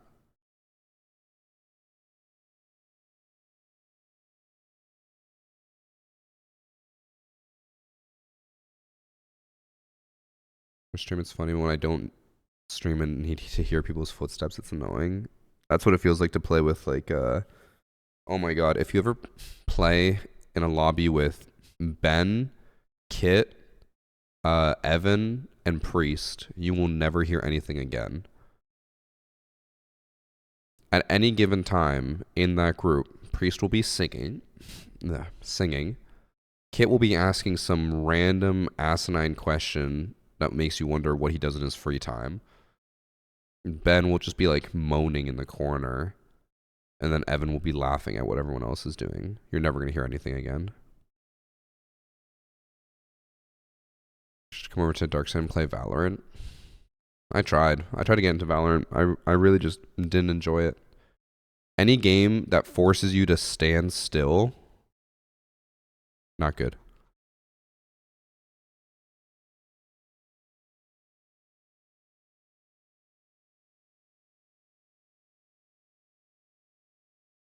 Yeah, Kit makes a lot of noises as well. Oh, Kit. Oh, Kitten. Oh my god. Certain words I try to say, and then my congestion just stops me from saying it. I hate it here. Apparently, Annie was saying the pollen count is insanely high today, so perhaps I'm just having an allergic reaction and not necessarily a leftover sick reaction. I'm looking at the weather app. Visibility unlimited. This app really thinks that I can just see forever. Pollen count is high.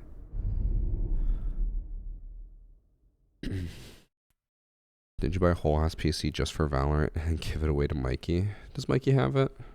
He probably does have it.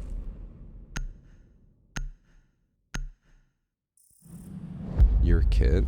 I don't know, Sam. Are you okay?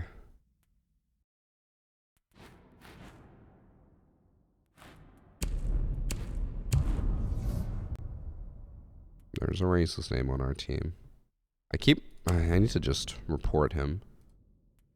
I don't want it on the screen. Yeah, I think this will be my last game, and then I'm going to go react to that video.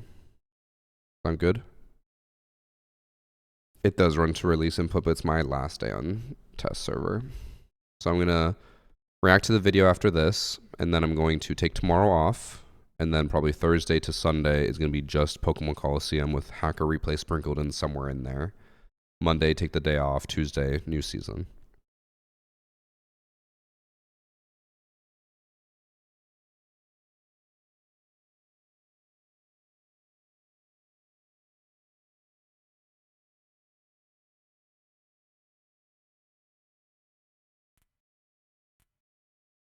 Your last day, W clickbait. I don't think it's clickbait. Anyone never told me that I sound like Shroud. They say I'm similar to Shroud because we both are just calm people. It's also, I find it at least somewhat interesting and funny that me and Shroud grew up like, well, first off, we're only not even a year apart in age. And we grew up like maybe 30, 40 minutes away from each other. I find that interesting. I don't think we sound the same though. I think we just act similar. We're very calm, we don't yell, and things maybe get loud when we're with friends, and that's about it.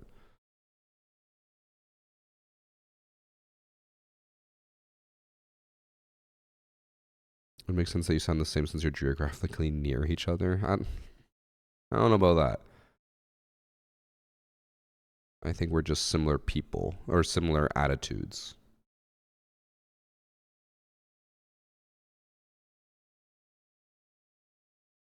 Also, I didn't want to be in the match with the racist name, and now I can't find a match at all.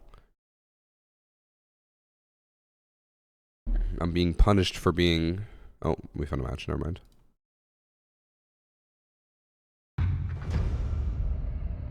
I'm surprised that I haven't backfilled a single game today.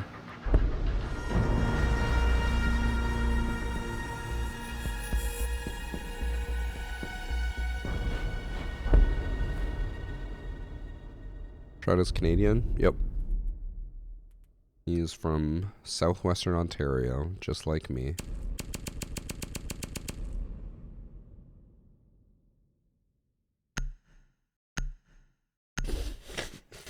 Oh. I'm gonna have to blow my nose again. I honestly might go do that now.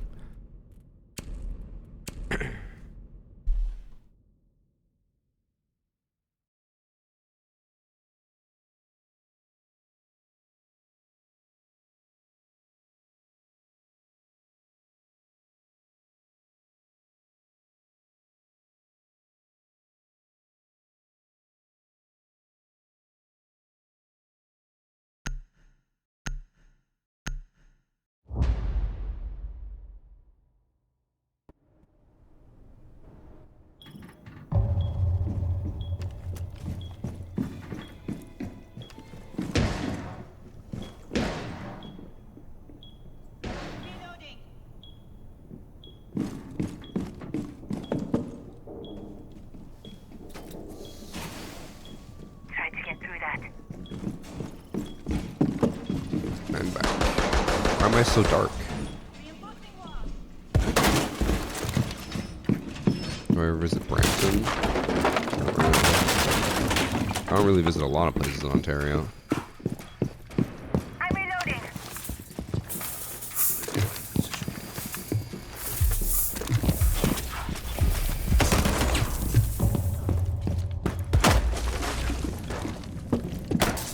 They really should make it where you can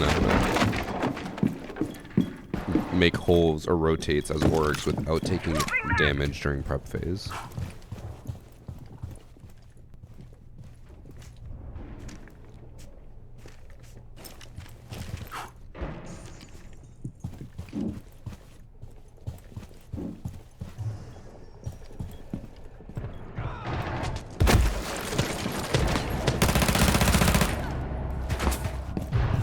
Uh-oh. I think they're in. They just did the sledge rush that I've been doing. Reloading!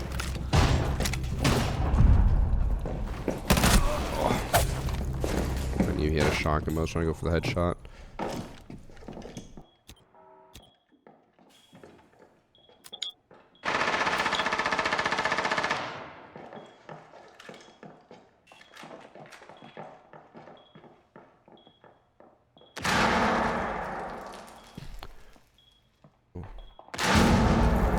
can make it happen. I don't think money can buy you a beard. I guess if you went to Turkey, maybe.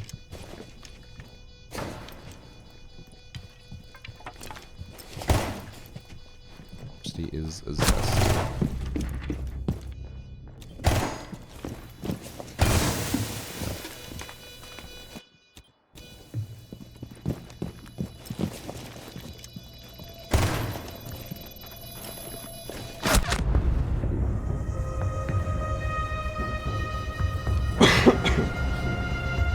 It sucks that we're in a very similar lobby because unfortunately they will know about my RAM rush, but what can you do?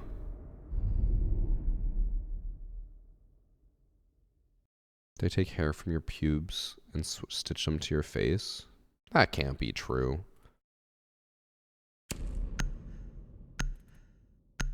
Is it true? It could be true.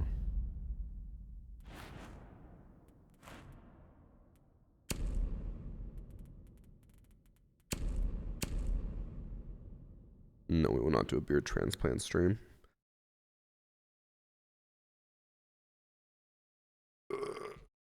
I still don't understand why people go through all that length to go to like Turkey and get a hair transplant. Just accept that you're not going to have a good hairline. That you should use other places besides your pubes. Yeah, I've heard they normally take it from your leg, like a skin graft from your leg, right? My Ben.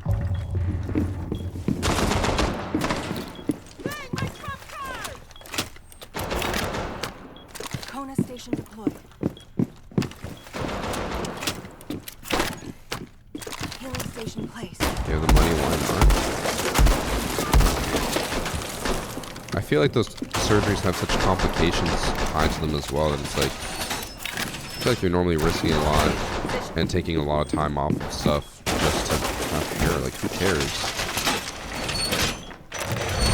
Reinforcing wall. Like, people throughout history have always lost their hairline. Who cares? The only one who cares about it is you. Swapping mags.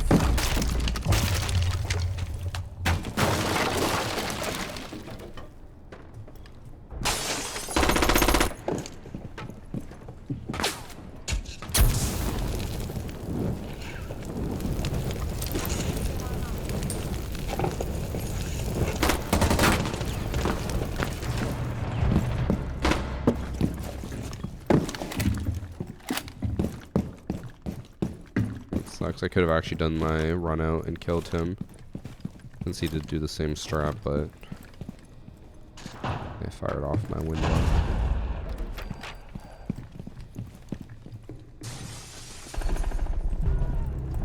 I just really have to go to Turkey to do it. I thought the whole reason was that it's cheap. Because the cost of living there is so cheap that you can get surgeries for cheap. Or at least, relatively for us, it's cheap.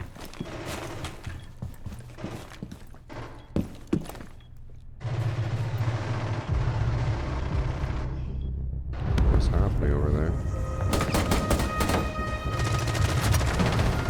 Those playing in dead bodies, like old Siege. It's common seeing people in nose jobs and hairline transplant. Where the hell do you live that that's common? I still don't know a single person who's actually gotten a hairline transplant.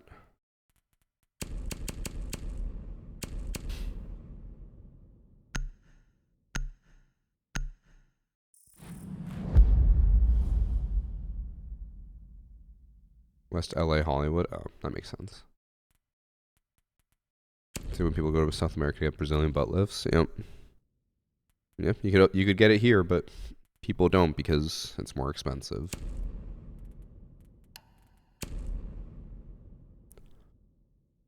I'm gonna try doing the pipe trap thing that me and Priest did. So you went to Brazil. Okay, I did not. Bro, have you seen me since I got back? I am not caked up at all. That would have been a terrible surgery if I went and I came back this flat.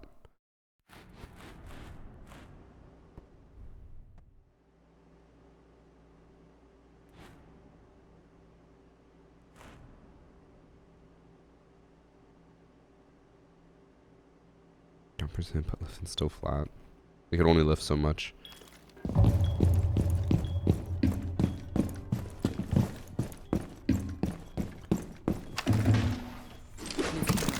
Oh, what? Can't connect to that. Kind of should have figured out that guy was self-promoting. I just thought it was more like a random joke, and then I realized probably was self-promotion. New camera feed up and running. Reloading! Cover me!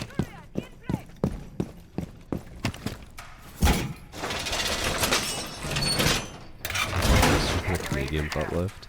I will say, on the way back from Brazil, there was one girl at the airport, and I was like, that has to be a Brazilian butt lift. Like, it was unnatural. Like, it was literally a shelf. You could place a book on that shelf.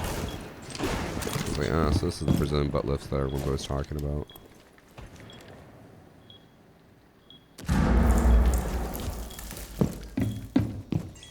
I want to hold this, but they are rushing. We also didn't reinforce anything.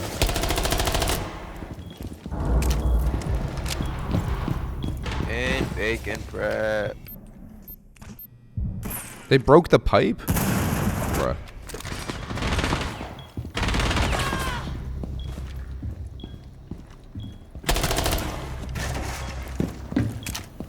Ready for this chat? Oh. He was holding the counter. Oh, he was actually just close, right? I don't think he was.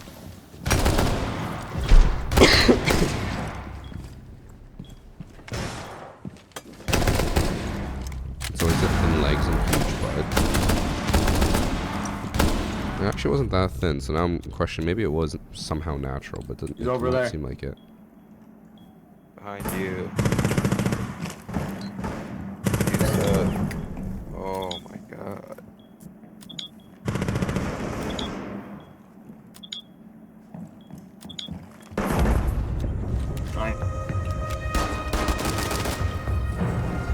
Any cheaters on CJX yet? Nope, none yet. Can you do anything right? What didn't he do right? Oh, the voice crack.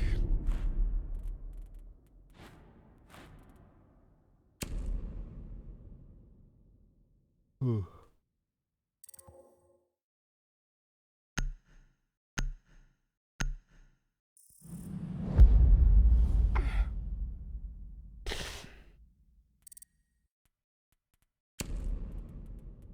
I'm gonna try it. I think I want to say I have enough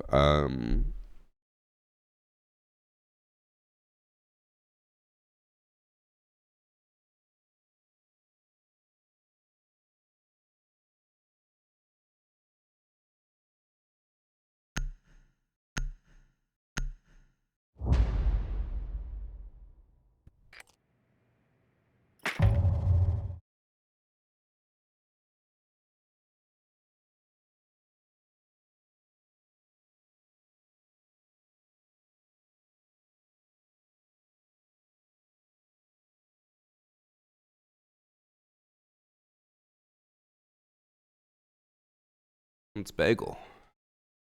Ow. Ow. I just got so much static electricity from the cat that it just shocked. It like went through my metal part of my headset.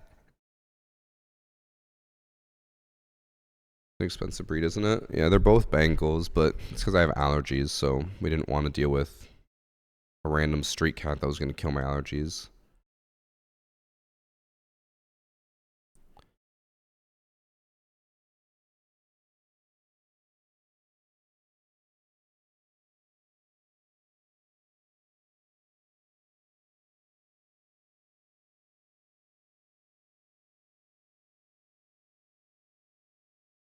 What?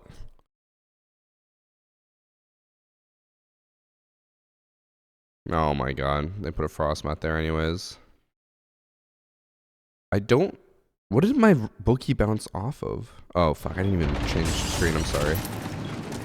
You guys didn't even get to see it. I threw a ram, and it, like, literally bounced off of nothing. One sec. My static is still building. I hear Bagel breaking something.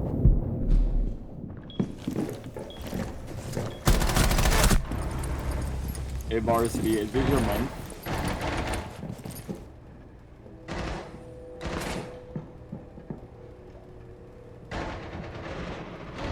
Don't disrespect King like that. My bad, King.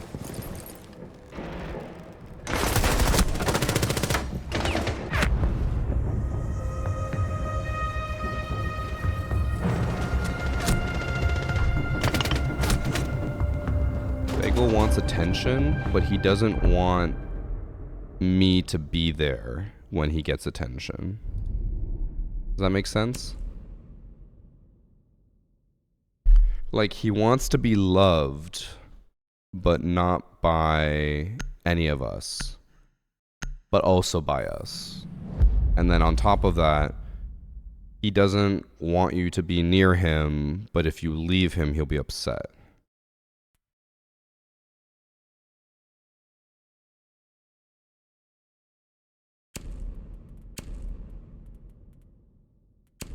A very cat thing, yes. Cats are bitches.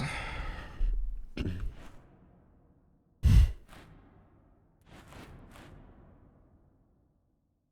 like a woman. Man. I think you might just repel women.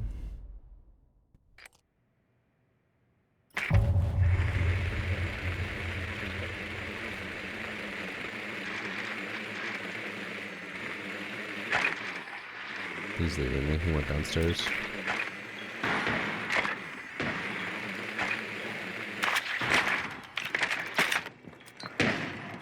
Varsity, you only have a cat because you're pussy as hell. Oh, you got him there, bro. You're a comedian.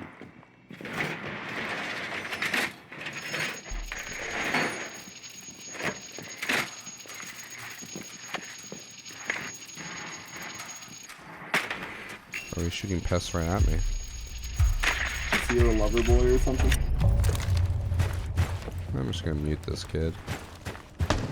He's got a weird obsession.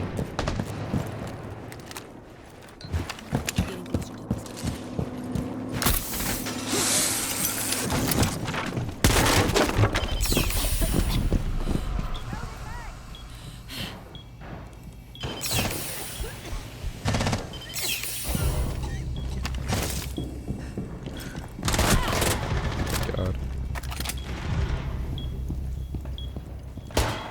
I'm reloading.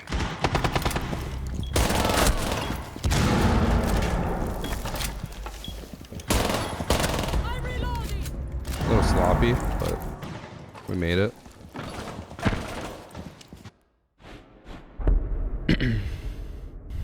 Cats are too adorable. They can be, but I will say, I think what I find the most adorable is when Bagel, when he finds a sunbeam, he literally like melts on the ground. Like you look over and he looks like a puddle. And then you pet him and he's just on cloud nine. Like he's purring like crazy. He's rolling over. He wants belly rubs. He loves it.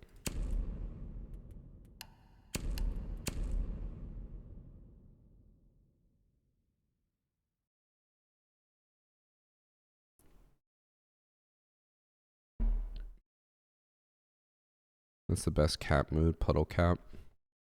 The other cute one, each of the cats are different, obviously, in personality, but Cece loves when you have a blanket on you and then you put your legs up. Like when it's like a little tent, she goes crazy for that. So if you have your legs up in a little tent mode, she will jump on the couch and like try to find any way to get underneath your legs. But then as soon as you put your legs down, she's like, what the fuck? And she runs away. But she loves to cuddle inside of the little leg tent. He's on raptor mode at all times. He's on X game mode. Do I try to speak Spanish here in Brazil? Bro, I tried. I asked at the front desk the night we checked in, I said, how common is Spanish here? And she was like, oh, it's so common. She's like, a lot of people who work in this area are from Chile, Colombia, stuff like that. And I was like, awesome. Every place we went to, I tried speaking Spanish and they just looked at me and they're like, no. And I was like, cool, no one speaks Spanish.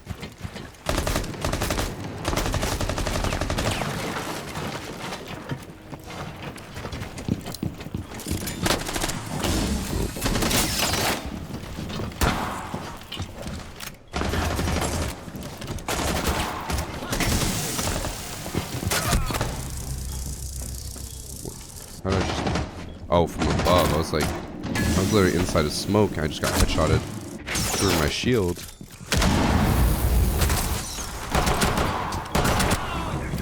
Oh. How?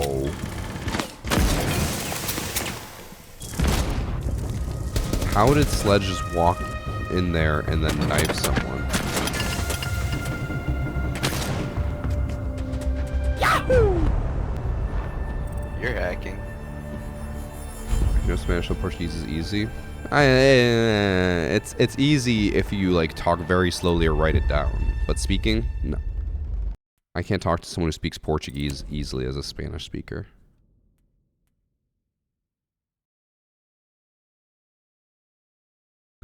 I wouldn't say it's the same, Pianas, because in like Brazil is literally surrounded by an entire continent that only speaks Spanish.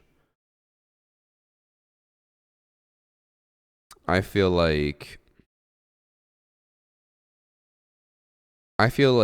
going to Brazil and hoping people speak Spanish is like going to Quebec and hoping people speak English. It's like, it makes sense because everyone around them speaks that language, but then they just don't for some reason.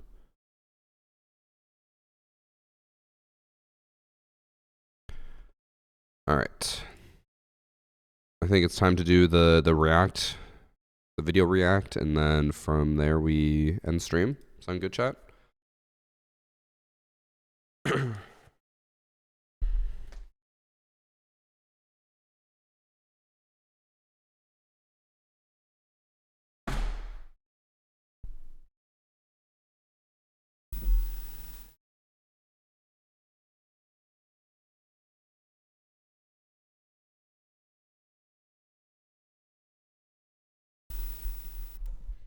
Okay, so we are going to react to Kudos' interview with Mohammed Ben Hanada, who is the lead developer for microtransactions in Siege.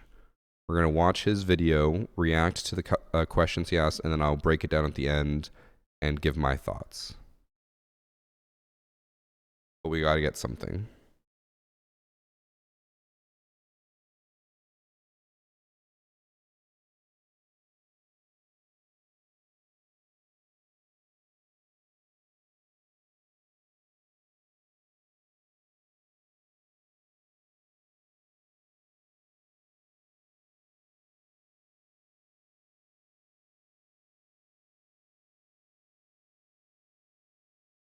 Just realized the wheels are locked on this.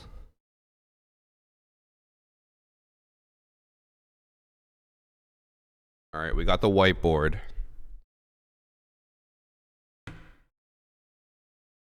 The only issues with my standalone mic, it's gonna be hard to write and to talk at the same time.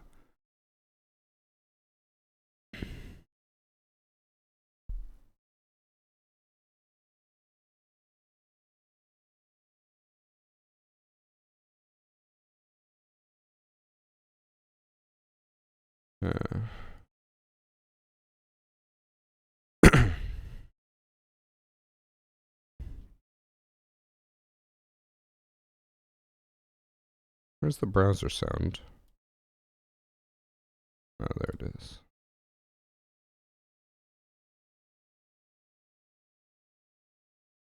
Reload event. Okay, so you guys can hear it.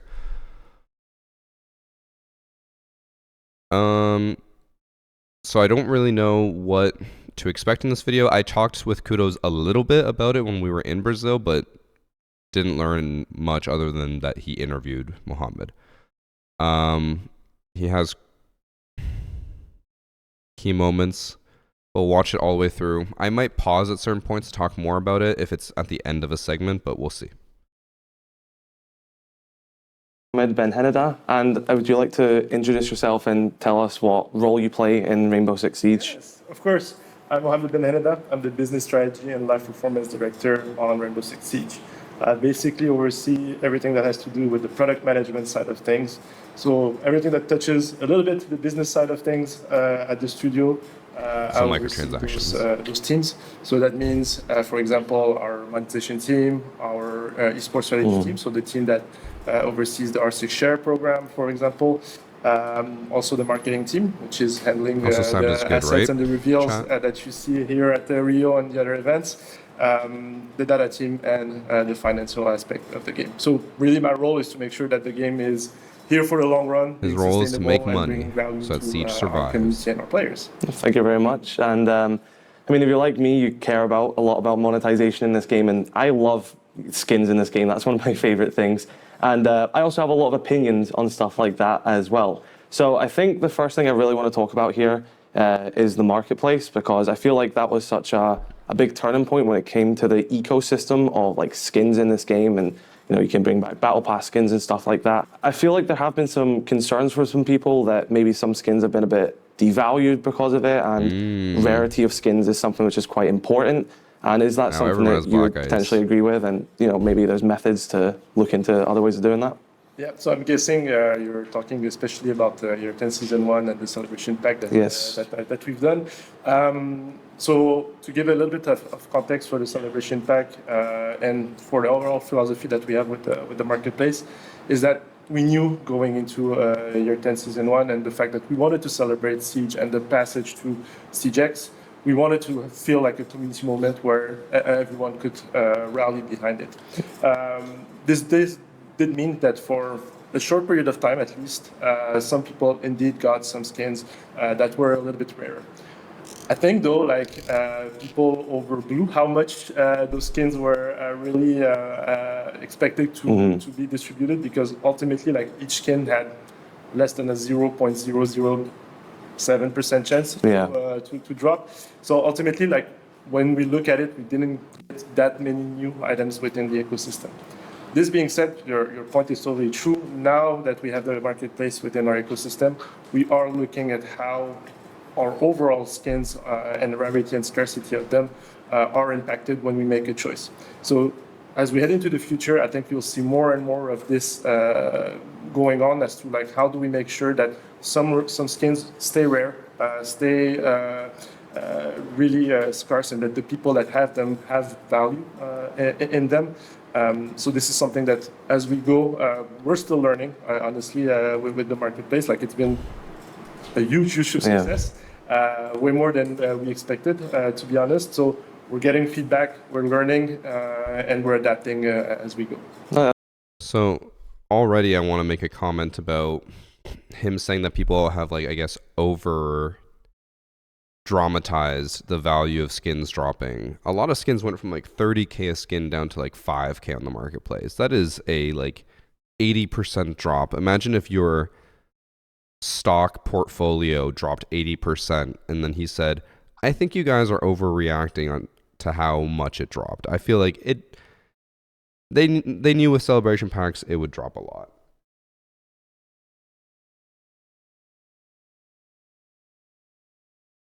And then with the certain celebration packs only giving you skins that you don't have, I feel like that makes the 0.007 even more of a downplay.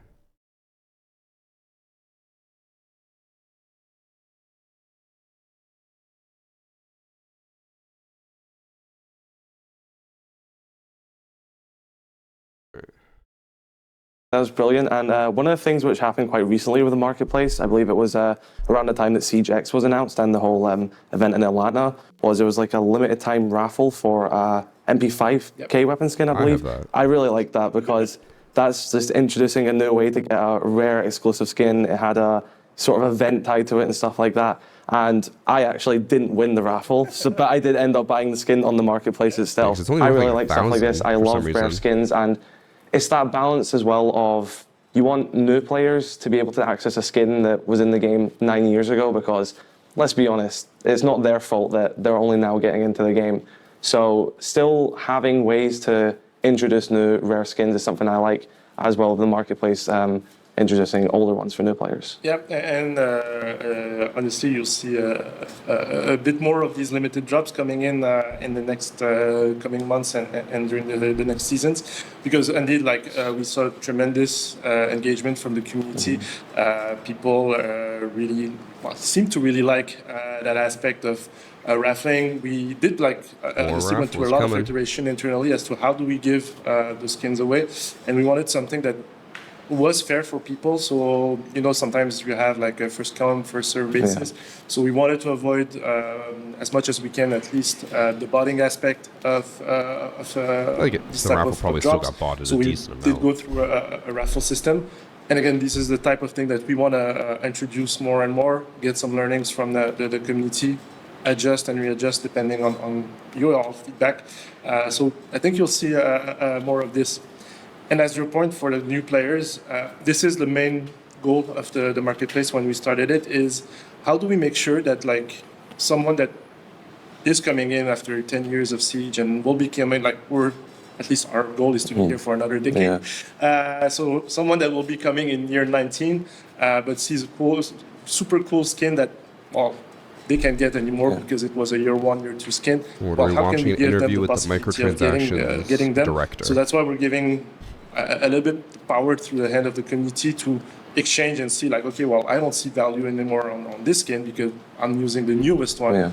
I can still get value from it, and another player, well, can get that satisfaction of getting that skin and playing with it. No, yeah, definitely. I just love that because I think it's a spellbound weapon skin for R4C. I had that since it came out, and that was quite rare, and I recently sold it, so I was like enjoying the R6 credits I was getting from that. No, that's perfect. And I guess another question is, and is not really sure how well you could answer it or what you could give here, but is there plans to potentially maybe implement the marketplace more in-game?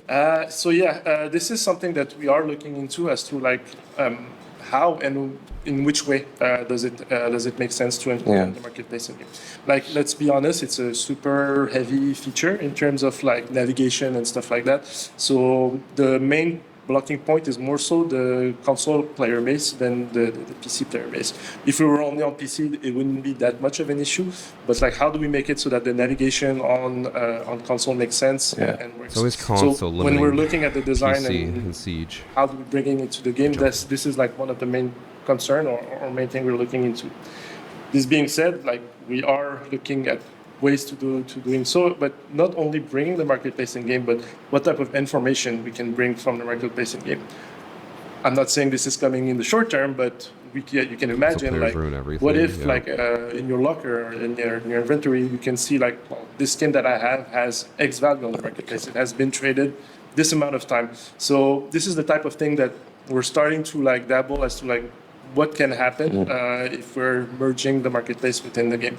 So nothing concrete as of now, but you can picture like this is the kind of like overall direction of thinking that we have.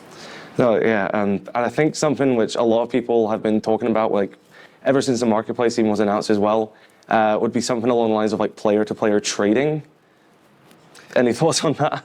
So player-to-player trading, it's an interesting question because it has its pros, like you can basically easier trade with your friends or whatnot, but it has definitely its cons in terms of security, in terms of people being able to snipe items and have loopholes within the trading system. So it's an internal question that we've had since the beginning that we started to think about marketplace as to like, do we open up or not? Today, the overall consensus is that we are not necessarily going towards that route in the short, medium term. But as anything, like we'll monitor, see how if there is an opportunity at some point that it does make sense, and if it does, well, we'll implement it. But for now, at least, like our main goal and objective is making sure that it's a as a secure environment as it can be, first and foremost, for players. And from there, once we're happy with that, do we have new opportunities in terms of trading that opens up? So I'm going to write down a thing or two, but I'll open it up to you guys. How do you feel about there being no player-to-player trading? They basically said they don't want to do it because of security concerns, and I understand what that is. If you can start directly selling skins to people, you can start selling it for money and getting people to pay you real money for a skin that should only cost credits. And then it also opens up the security issue of people willing to steal and hack accounts just to sell skins for real money or scam people and sell it for real money. Whereas right now with the marketplace, it's not really much of an option. You can get an account with skins, but the credits stay on that account. It's very hard to transfer them. It should be, though. It will make it better, in my opinion. I think the only thing you would get out of it is that you could sell it for money, but I mean, I don't think that's necessarily a good thing.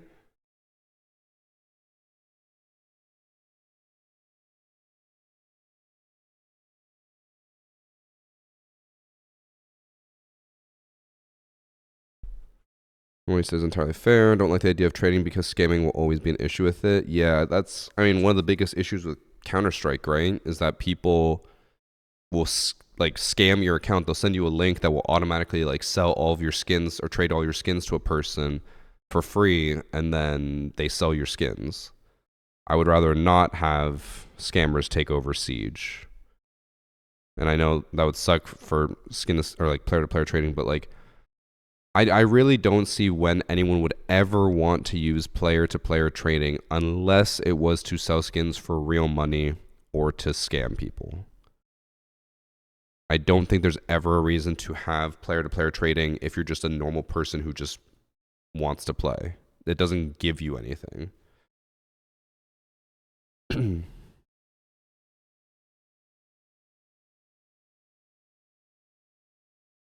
If you can incorporate it correctly, it would be nice to trade skins for IRL money. But then you do open up the risk of scams and stuff, right? But I don't know.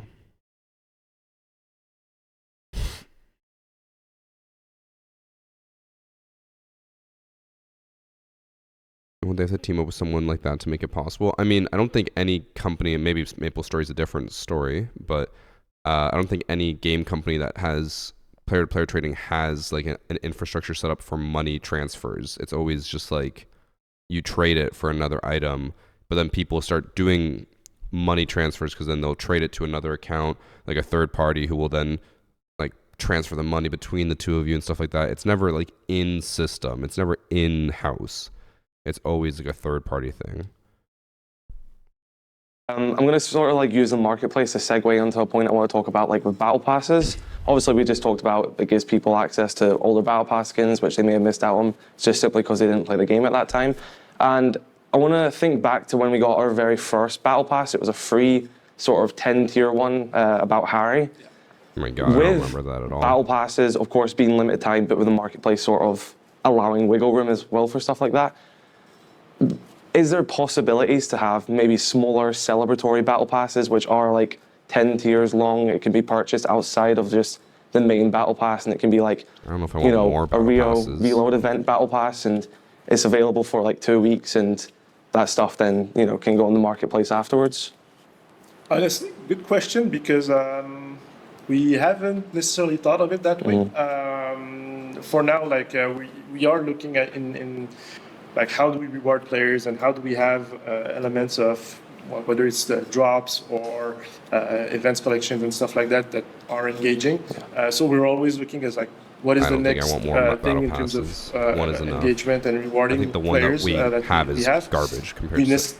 I honestly didn't see the battle pass or the format of the battle pass that way, but could be something interesting to explore. So I'm taking the point back, and we'll see if there's a path forward for this. No, that's brilliant. Yeah, because I love grinding for stuff, and there can be like new stuff. And I play the game quite a lot, so I finish the battle pass quite quickly, especially when I stack some boosters and stuff like that. So like getting more progression is always a plus side in my opinion. And I think that's something like the badges have done really well right now. It's like it gives me something to play towards. Okay. I personally disagree with him about adding more battle passes. I think this game is already monetized more than enough, and I don't think adding mini battle passes in the middle of a season would be great. I personally think that before they even think about doing something like that, they need to work on improving the current battle pass, because I think most of us can agree that current battle passes are pretty shit. You get one maybe okay skin, depending on how much effort they put into the flagship skin, and then you get like a bunch of random bundles that are garbage, and charms that you'll never use, skins that look like someone like shit on a napkin and then put it on a gun skin. Like they are awful. So if we just get another battle pass for every single event, it's just going to be more of the like garbage filler. We're not going to get actual skins, it'll just be filler.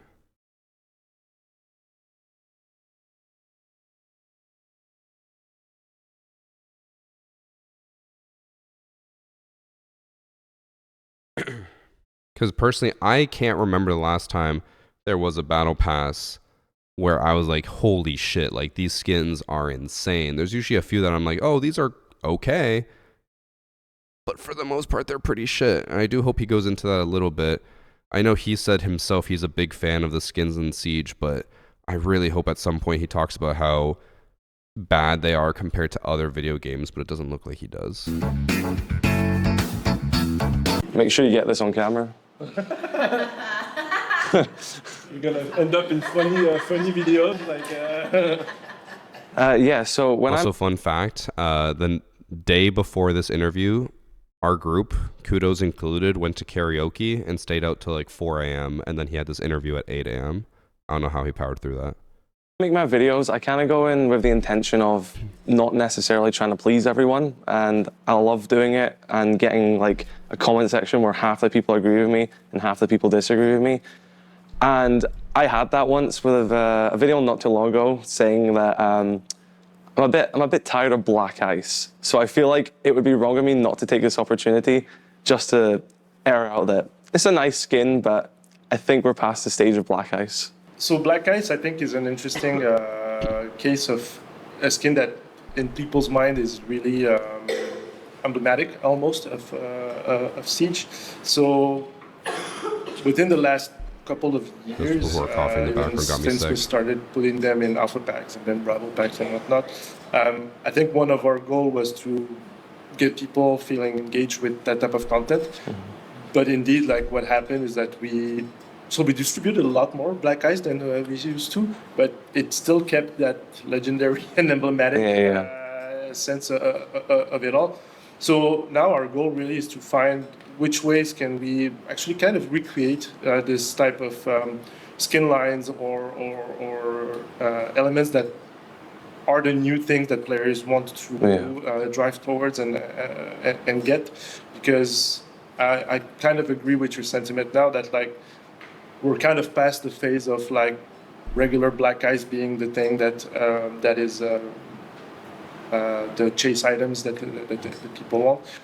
We kind of have that with Glacier also in a different way, especially on the marketplace.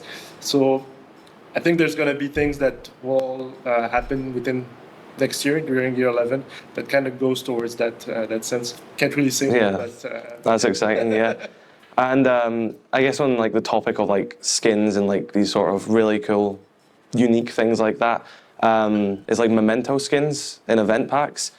And I'd also be wrong with me not to ask as well or bring up the sort of dilemma of recolored skins in event packs. And I mean, obviously you can explain it, but I feel like maybe the marketplace had an effect on that as well, because bringing back a skin may have, you know, had a sort of fight between, do you buy it in the marketplace, do you buy it in a pack, which can be luck based, and yeah. It's exactly the thought process, like, and it goes back to your original question at the beginning, like how do we handle the rarity and scarcity of things with the marketplace now that we have it versus like re-releasing content. So the old ways of how we did things kind of like collided in some sense, because just re-releasing content of an event and then like we can either find it in the marketplace, but at the same time you can buy it in game. Kind of didn't really work well.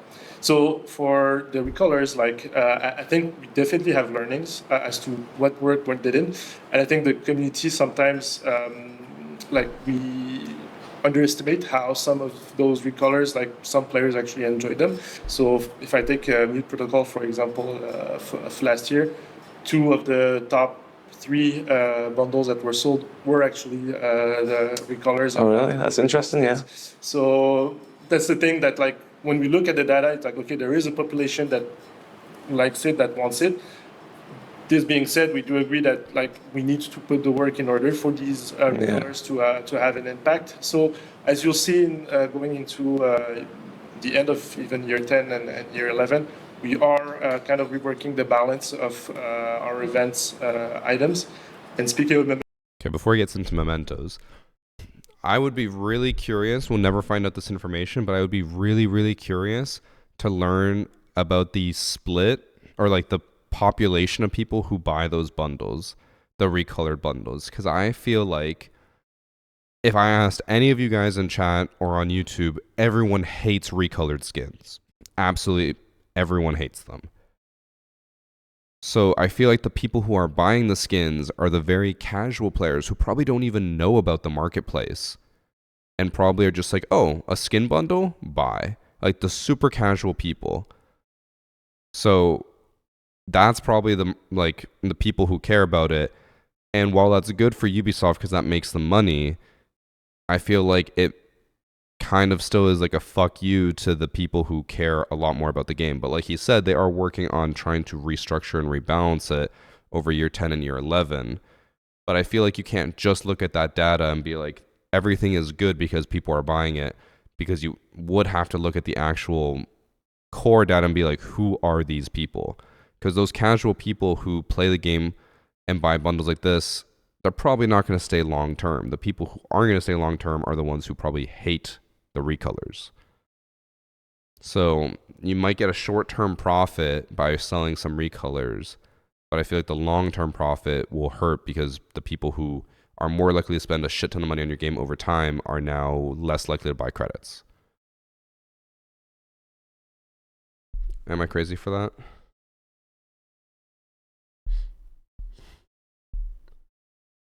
One positive I think we're overlooking with the community-driven skins and sale and purchases, there is a market for artists to be able to make skins for Siege that is going to be totally untapped. I don't think anyone's overlooking that. It's just we haven't, at least so far in this, we haven't talked about it.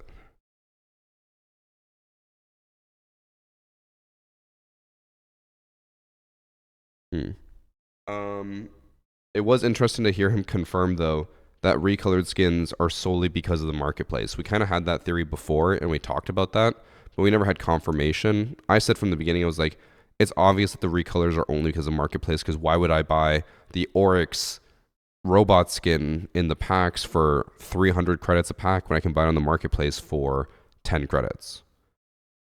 I said that since day one, so it's good to get at least some level of confirmation for it. Memento, I think you'll have good surprises coming in during your 10. So that's exciting. Stay tuned for that, but I think you should be pretty excited about this. I've collected all of them so far, so I'm not going to stop anytime soon. So you said Mementos, you should get some good news in year 10 and year 11. Mementos, I'll quickly talk about as well. I don't mind the concept of Mementos. I do think a lot of the skins are kind of meh. And again, this goes back to the whole thing that I said before. I do think skins in Siege in general are just bad. And I'm not trying to shit on him when I say it. It's just like the Siege skins need a huge amount of work. I feel like the rarest skins in Siege would be like the most common skins in like Valorant, Counter-Strike, any other FPS. They just don't compare. And it upsets me. I really hope that once this starts being showcased and teased, you'll see like what we're heading towards. Maybe this is the rework we're hoping for. They're going to be really, really cool. Like we're putting a lot more efforts into those Memento pieces in order for players to really see the value of like getting the overall collection of an event. And to go back to your point as well, saying like making sure you're putting in like the thoughts and the efforts of like the recolors as well. I'll be honest, I actually really like the recolors for Freeze for All, where it took them and it made them all frozen, because I liked that there was a theme to it. Whereas me personally, I felt like the other recolors were kind of just like, well, I mean, a recolor. Whereas like that one was like, we're gonna take the theme of these like holiday characters and we're gonna make them like these frozen entities. And I actually really did enjoy that one. It's just So grayscale. even with just like little tweaks like that, I do think there is like a. It's exactly the type of learnings that we're having as we do more of them. Like we're seeing what ticks on the artist side, what we can do in order to have that feeling, as you say, of like, okay, well, it's. I guess I want to quickly ask chat, where do you stand? Because I'm curious where the majority of the community would stand. Because I personally, I would prefer the just recolors where it's like instead of a red oryx, it's now purple, rather than they took the colorful skins from the holiday packs and just made them all gray. And then they were like, oh, it's like Frozen themed. I'm like, it looked like ass. I feel like if I have to choose one or the other, I'm going to choose more color rather than gray. And I remember tweeting about how much I hated those bundles and how bad they were. And Kudos did defend it. I personally disagree. But I know him and I have very different opinions when it comes to what the community would like. Because we discussed this at length in Brazil, where he had a lot of opposing opinions to me. Because he's thinking from a different perspective. I'm thinking from a, we've been playing this game for a long time and we want better stuff perspective.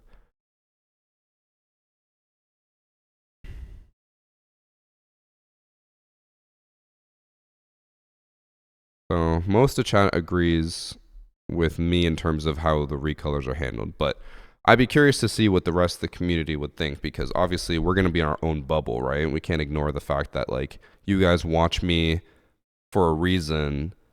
You might agree with most of my opinions, so we are our own little bubble.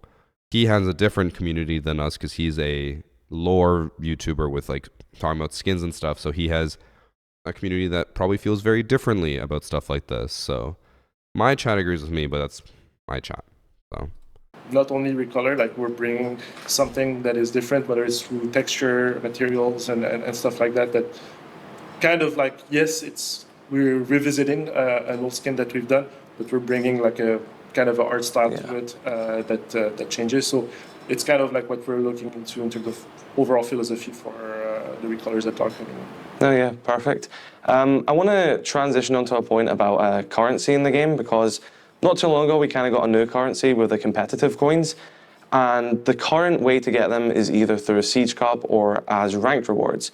And with, I assume, the pool potentially growing even more with competitive packs in the future, is there more ways that we could potentially get comp coins in more scenarios? Because something which just happened before I came out to this event, which I was like, I kind of want to bring this up, is that I was playing Siege Cup. We lost the first map, so we went into the loser bracket, but then we won the next 3 maps and won the lower bracket final in 3rd place.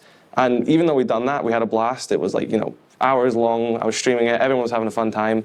Even though we lost the first map and came 3rd place in the end, that still wasn't enough for one single pack. So although I know I'm going to get my reward at some point when I get more comp coins, it kind of felt like I wasn't getting that instant gratification, which I may have wanted at the end of finishing that tournament. Yeah, totally get the point. So for the balancing of it, this is something that we are looking into. This being said, I think one thing that we are kind of waiting in order to make these changes and have the data in order to support this is that right now, like Siege Cup is sporadic in terms of timing during the season. Like we have a couple during the season. As we are heading into the future in Year 10 Season 3 and Season 4, Siege Cups are going to be happening more and more often. So at this stage, like players are going to get more of these coins and in order to get more of these rewards. But we want to see like how do players engage within this. Like once Siege Cups are running more often, do players actually, it's a weekly rendezvous and they are playing every week, or actually like I do my monthly Siege Cup and I'm done for the rest of the month and see you next month. So as as soon as we have this type of learning, then we'll adjust the balancing, because the goal is for the players to have a sense of being able to get the rewards that either that they want or that they feel that they should be getting by playing Siege Cup and ranked. So yeah, we are looking into like when we get the data in order to support what type of changes we do in the balancing of points. Are we going to get these points from other sources? For now, this is not the plan. We really want this currency to be how, by you playing the competitive nature of the game, and for us right now, the competitive nature of the game is ranked. Yeah. It's Siege Cup. So we want to narrow it down as to like, okay, well, if you want these type of rewards, this is how you get them, and it's for us crystal clear to the player where you can get that. So before he gets into the next part of competitive packs, so basically the pricing, I don't know if you guys can even read my board. The pricing is high because of how sporadic Siege Cup is. They did say in Season 3 and Season 4, Siege Cup will be weekly, I believe, which means that if you play an S tier and you win consistently every week, you could get 1 pack. And then by the end of a season, if you played every single Siege Cup, you could get 12 packs total. I believe there's only like 30 items. So within one season, you could get a third of the pool of items.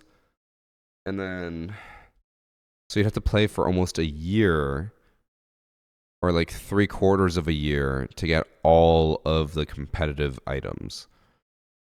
I feel like that's a lot. I feel like even with Siege Cups happening weekly, I think that's a lot to ask.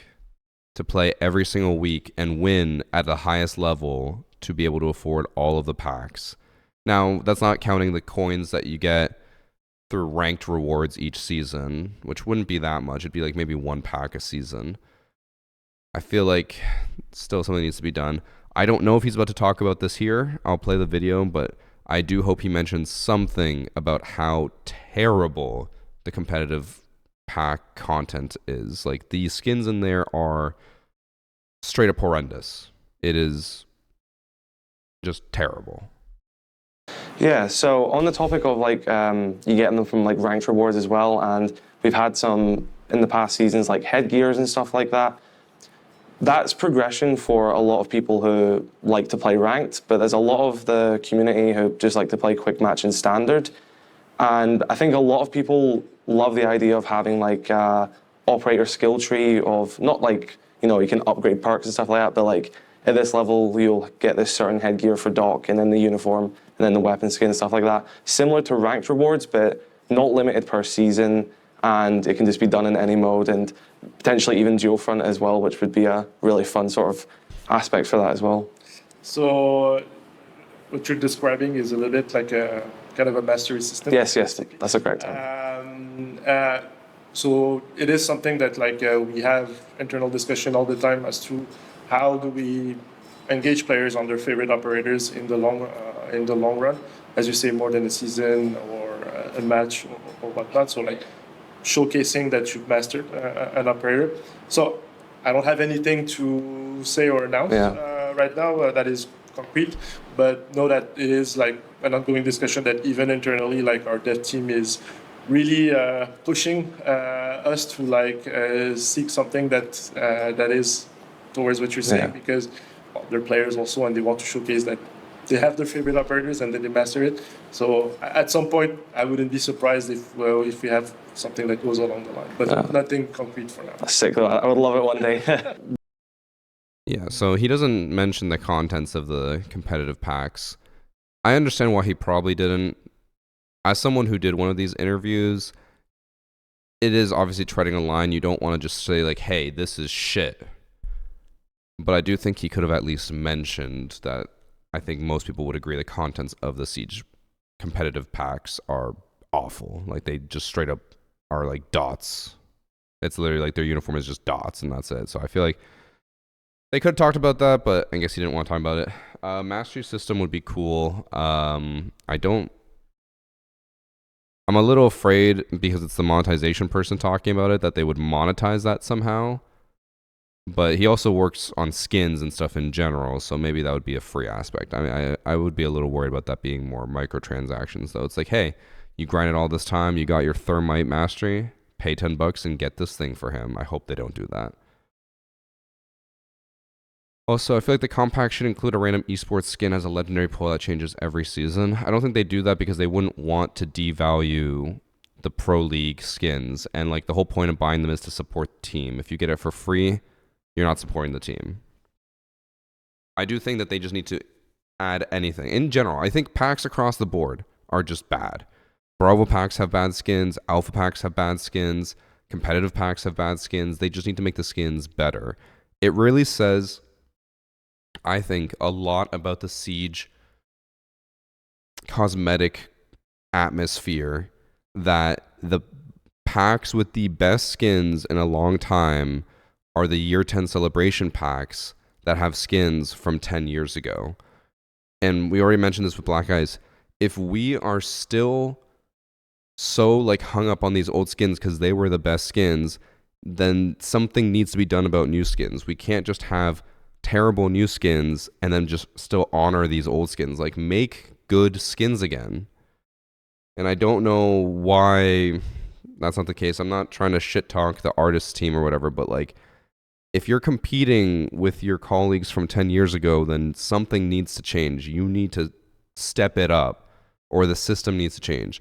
The only thing that I can say perhaps would be an explanation is that there's a possibility that they are completely reworking how the engine handles skins, and that's why skins have been so ass for the last like year. And then with CJX, we're going to get some crazy good skins. That is my copium. I hope that happens. I doubt it'll be the case. One of the latest sort of monetizations there is the membership. And I've made my stance on the membership clear. I actually think a membership's a good thing. I've always said that I think Siege does it in like a non-predatory way because you never are forced to pay for an operator. You don't have to pay for maps. You don't have to pay for new weapons. It's always cosmetic based, which is a choice of the player. As someone like myself who likes skins, is happy to pay for skins, I like it. But there's also a bit of a disconnect, I'd say, from what you're buying and the quality of what you're getting across months and stuff like that. So I think the statement is something that we are gathering feedback from the community. We're looking at what works, what doesn't, and overall, I would say that I tend to agree a bit on the statement. So as we are heading into year 11, especially, like it is one of the area of focus that we want to revisit what that package is for membership, what drives value for players. So this is something that we are actively looking as to how to make this membership evolve through time, because we do see kind of like your point sometimes. The value of it is super well known for players in the first month. They're getting their battle pass, and a lot of the players are doing and getting membership for that reason. But I think we're not giving them necessarily a strong enough reason to still keep engaged the rest of the season or rest of the year. So this is something that we want to at least try to bring something new in year 11 to see how the community reacts, get some learnings. And as always on Siege, like we'll iterate and learn from what works, what doesn't. And I think some cool things were introduced with that as well, because if I'm not wrong, the membership was the first time we saw animated player card backgrounds as well. So it's really cool to have like new methods and new ways to implement new forms of cosmetics, even in like a aspect of player card backgrounds which already existed, but it's a new twist on it. Something I want to talk about based on like different cosmetics. Okay, we'll pause it here to quickly talk about memberships. I am on the fence. I personally disagree with a few things that Kudo says. I agree with some others. I agree with his whole stance that like Siege monetizes the game in a non-predatory way. It's true. You don't have to buy characters, buy maps, buy anything. You just pay for skins and it's all completely optional. That being said, I disagree with the value that he slightly mentions that the membership has. I think membership in general is just horrendous.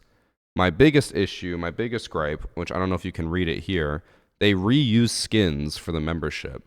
I think it was last month's membership. It was a bundle for, I can't remember which operator, but it was literally a reused bundle from Mute and a previous battle pass, where they literally took his exact same uniform, headgear, everything, his gun skin, and they just slapped it on another operator and then said, give me $10 for that. Oh, it was for Legion. So you cannot possibly defend memberships in that sense when they are just rehashing old content and then charging you $10 a month for it. That is a terrible deal. I also don't like the fact that membership is kind of like you have to continuously subscribe to get the full benefit of it, on top of what is already a thing in the game where it's like they already charge you for individual skins, and like the battle pass was already charged for, and then people will make the argument, well, it's like, oh, well, membership's the same cost as battle pass, and that's what he even said. People buy it in the first month just to get the battle pass, which is fair, but like battle pass was $10 a season, and now membership is $10 a month or more. I think it's $12 a month. So now you're, instead of allocating $10 every 3 months, you're now doing $10 a month, $30 a season, or whatever. It's a little more than it should be.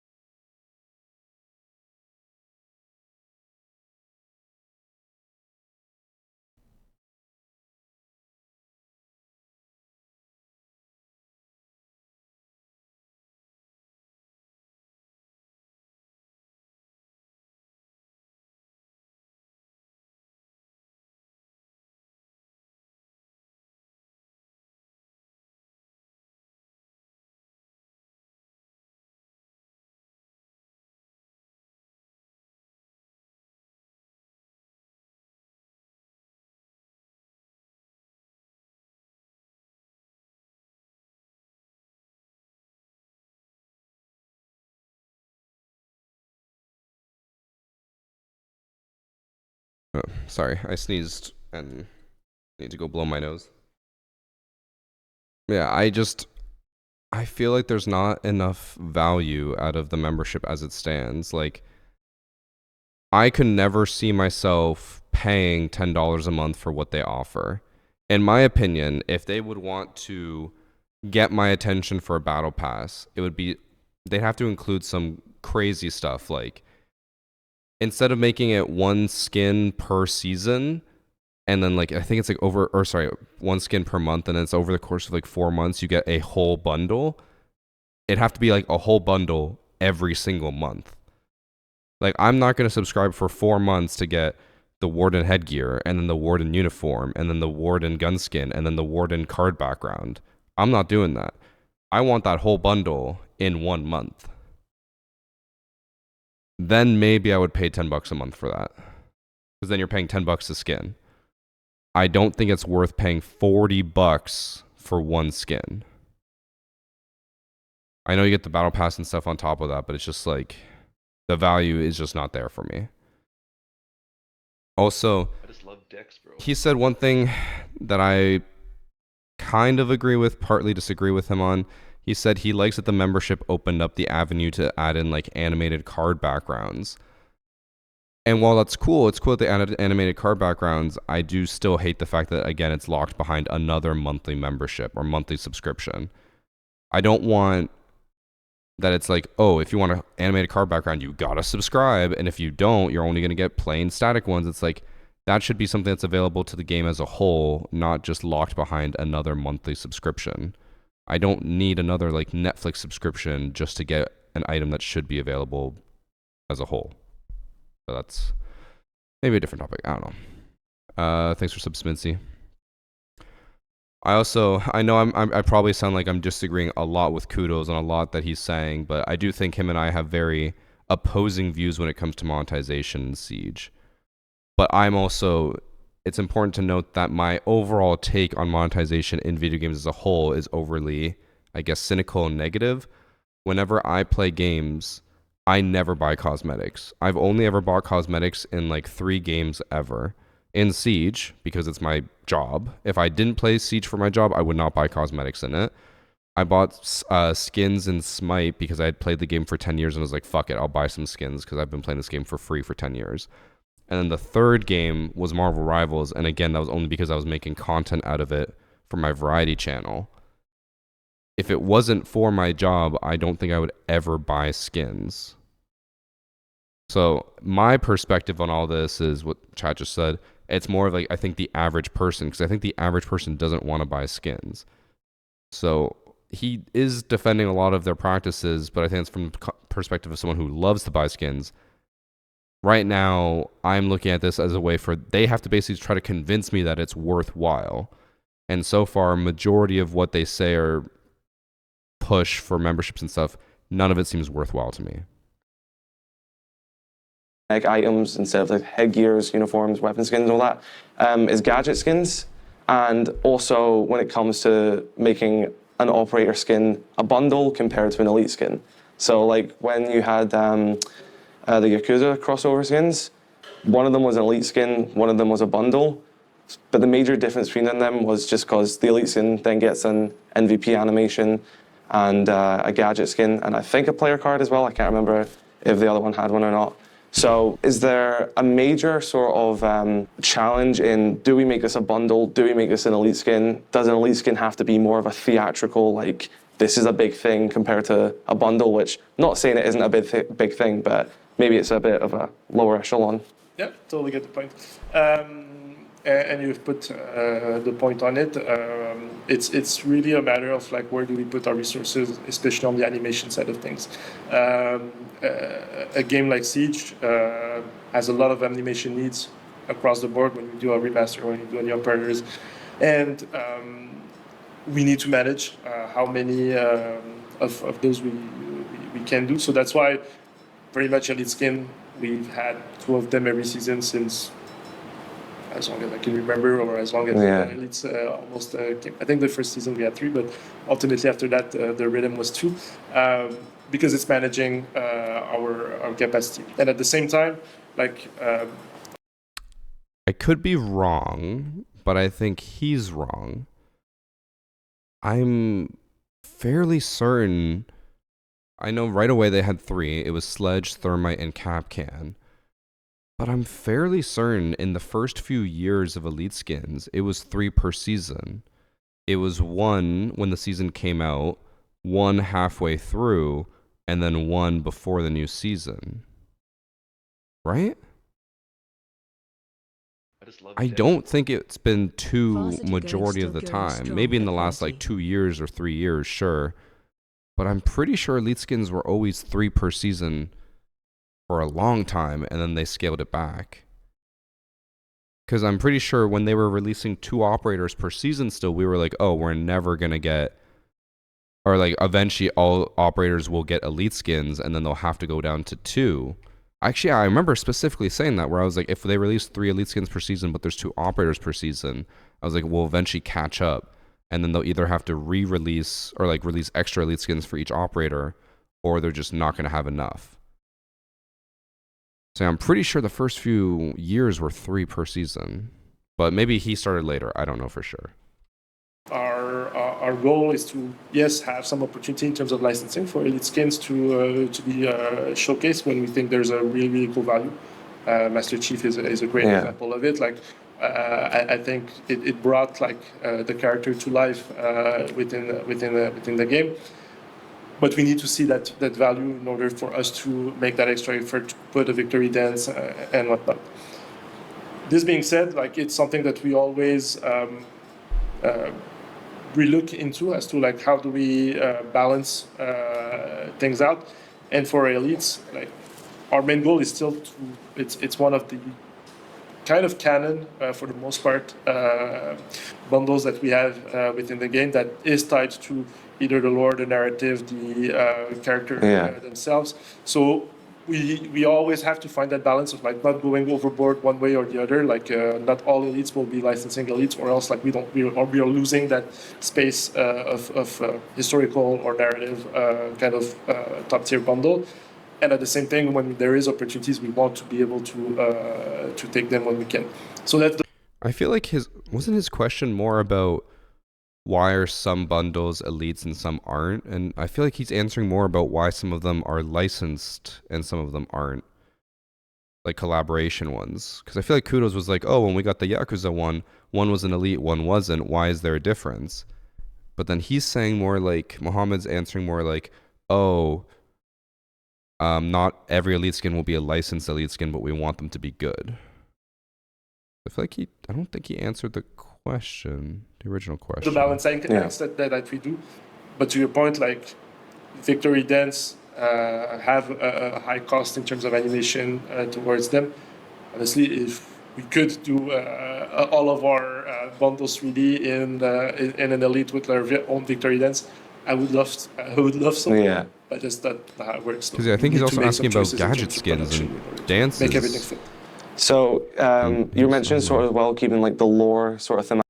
Okay. I'll quickly pause to say a few more things. By the way, first, thanks for the 4 months from Firedog. I am still going strong, still alive. Yeah, I don't think he really answered the question, but I also understand. I understand where he's coming from because, like, in these interviews, usually when I did mine, like, you know, you ask a question and then there's a lot you're asking, and then they have to answer in a reasonable time without like fumbling too much. So it's like it's hard to like say everything and maybe you get lost in a little bit. But I feel like he didn't quite answer it. I would like to hear more about gadget skins though, and like why. We've mentioned it before, like the hammer in Doctor's Curse should be a fully purchasable skin. You should be able to buy just that hammer skin and have the Doctor's Curse hammer. Same thing goes for like other operators. I could see them doing something like, I don't know, just you throw any operator out there, like, oh, Thatcher, let's make a gadget elite skin, or not elite, like just a gadget skin where instead of an EMP, it's like a rubber ball or something. You just like throw it and it like squeaks. I mean, maybe not something like that, but like, you know, it just looks different. You can add stuff like that without it having to be its whole own bundle thing. Like, just, I feel like they should do that. I wish he had answered that more, because that's one of the few things I wanted to hear about, and he kind of skirted past and talked more about licensing skins. Or yeah, a holy hand grenade. That would be a really cool. That'd be like a Worms crossover, but yeah, stuff like that. Just like, why not? Instead, he kind of talked about licensing, unfortunately. Versus like maybe some other stuff, and having that balance as well. And I want to maybe sort of look back to the battle pass as well, because you've definitely seen one of my favorite battle passes was Operation Vector Glares when Sense was added, because it was very heavy on the Wolfguard theme. Like there was a consistent theme across the battle pass. And then more so as it went on, you've kind of went from like a main theme to like sort of like you've got the lore skins, you've maybe got some new one sort of conceived for that season, and that make it continue into other battle passes as well. I mean, I'll find myself being a bit hypocritical of it, because I obviously like more like lore-based narrative skins and stuff like that. And then I'll also be like, maybe I'm not massive on these skins, and then I'll also wear like smoke in a big outfit, and I'm like, this is pretty cool as well. And you know, you can't, at least from my perspective as like a content creator, you can't conceive of like, this is a Siege player, this is what a Siege player likes, this is what a Siege player wants. And maybe I'm a bit hypocritical and have been, you know, doing that before, self-admittedly. So I think even my understanding of looking at stuff going to more of a broader sort of design when it comes to you can catch this niche, this niche, this niche, this niche. And I'm confused what the question is. And I want to like sort of track. segue that on as well when it comes to like operator popularity and skins. So like obviously Clash is getting a remaster in Year 10 Season 2, and for a while Clash hasn't had really many cosmetics, but I imagine this remaster will grow her in popularity, and we know how many skins Ashe has due to her popularity, and Smoke as well, Lion as well. So is that something that is majorly like considered when it comes to like making battle pass skins and you know? Okay. So there's a couple of topics that we can dig into within that question. The last point of like operator popularity and skins, it is one factor that we use within like the overall formula of like which operators we put skins. But obviously, like operator popularity has an impact because, especially when we're talking about things like Battle Pass or whatnot, like we do see the data that players like will get a battle pass or will engage in the battle pass when they have an operator that they're playing versus when they're not playing. So having at least an operator or two that is highly popular within a system like the battle pass is super helpful in order for players to feel like it's worth getting and engaging. This being said, it's not the only factor because we are looking also at the same time as the number of skins that each operator has, so that like if in the amount of time between the last skins and the new skin, in order to drive also which operator should be getting a skin. So it is true, it is a factor that we use within the equation of where do we put content, but it's not the only one. For your second point around lore narrative content versus appealing to different niche, I think that's a true point, and you said it really well. Like the Siege community is really, really diverse. There is no single audience that want the same thing. It would render our job really, really easy if it was the case, but that's not the reality. Like we have players that like to have those flashy skins and like want to have like the event skins that look like monsters and stuff like that. We have players all the way to the other side of things that like their default tactical camouflage gear, and that's what they wear, and that's totally fine. So when we're making a season and content for a season, we always try to see how do we balance everything out so that as a player, at least throughout the season, there is at least something that is appealing to me in some way. And it might not be the same thing that appeals to someone else, and that's totally fine. But that's the way that we approach it. And within the Battle Pass, I think this is where like we have more and more learnings as to like we've been doing Battle Pass for 4 years now, I believe. And we have learnings as to, okay, well, what takes off players, what is really appealing for them, and how should we handle the thematics of a Battle Pass. So this is an ongoing discussion we have with our direction team as to, okay, well, for the future, now that we have CJX and going into free access, how do we handle the Battle Pass in order to have something that is maybe more cohesive in terms of offering, and that maybe is a little bit more targeted in terms of skin lines, and that we have other but other means of distribution for other type of content. So this is an ongoing discussion with your direction, and you might see the results of this heading into the end of year 10 and beginning of year 11. I think, like for me, the big eye-opening moment for that, because obviously you guys have all the background data and everything, but it was that Ash bundle that was like, choose one of these 3 Ash skins, and then you get all the people online saying, we hate, wacky skins, we want tactical stuff, blah, blah, blah, blah, and there was a tactical option there, and everyone was like, I'm not voting for that one. So it was like, well, we got to this point, and then we fumbled it at the last moment, fellas, so yeah. I mean, I get what he's saying, but doesn't that mainly mention what he said before, where he said that the community is really diverse, so some people like wacky, some people like tactical. And I think that just proves his point from earlier where he says, like, people want tactical skins, but the majority of the community doesn't. They want wacky skins, which is why they voted for the wackiest skin. So I feel like that kind of proves his point, but then he kind of, I guess, maybe forgets his point, or is saying that maybe his side lost that fight. But yeah, out of those 3 skins, I still think 2 was the best, but 1 won.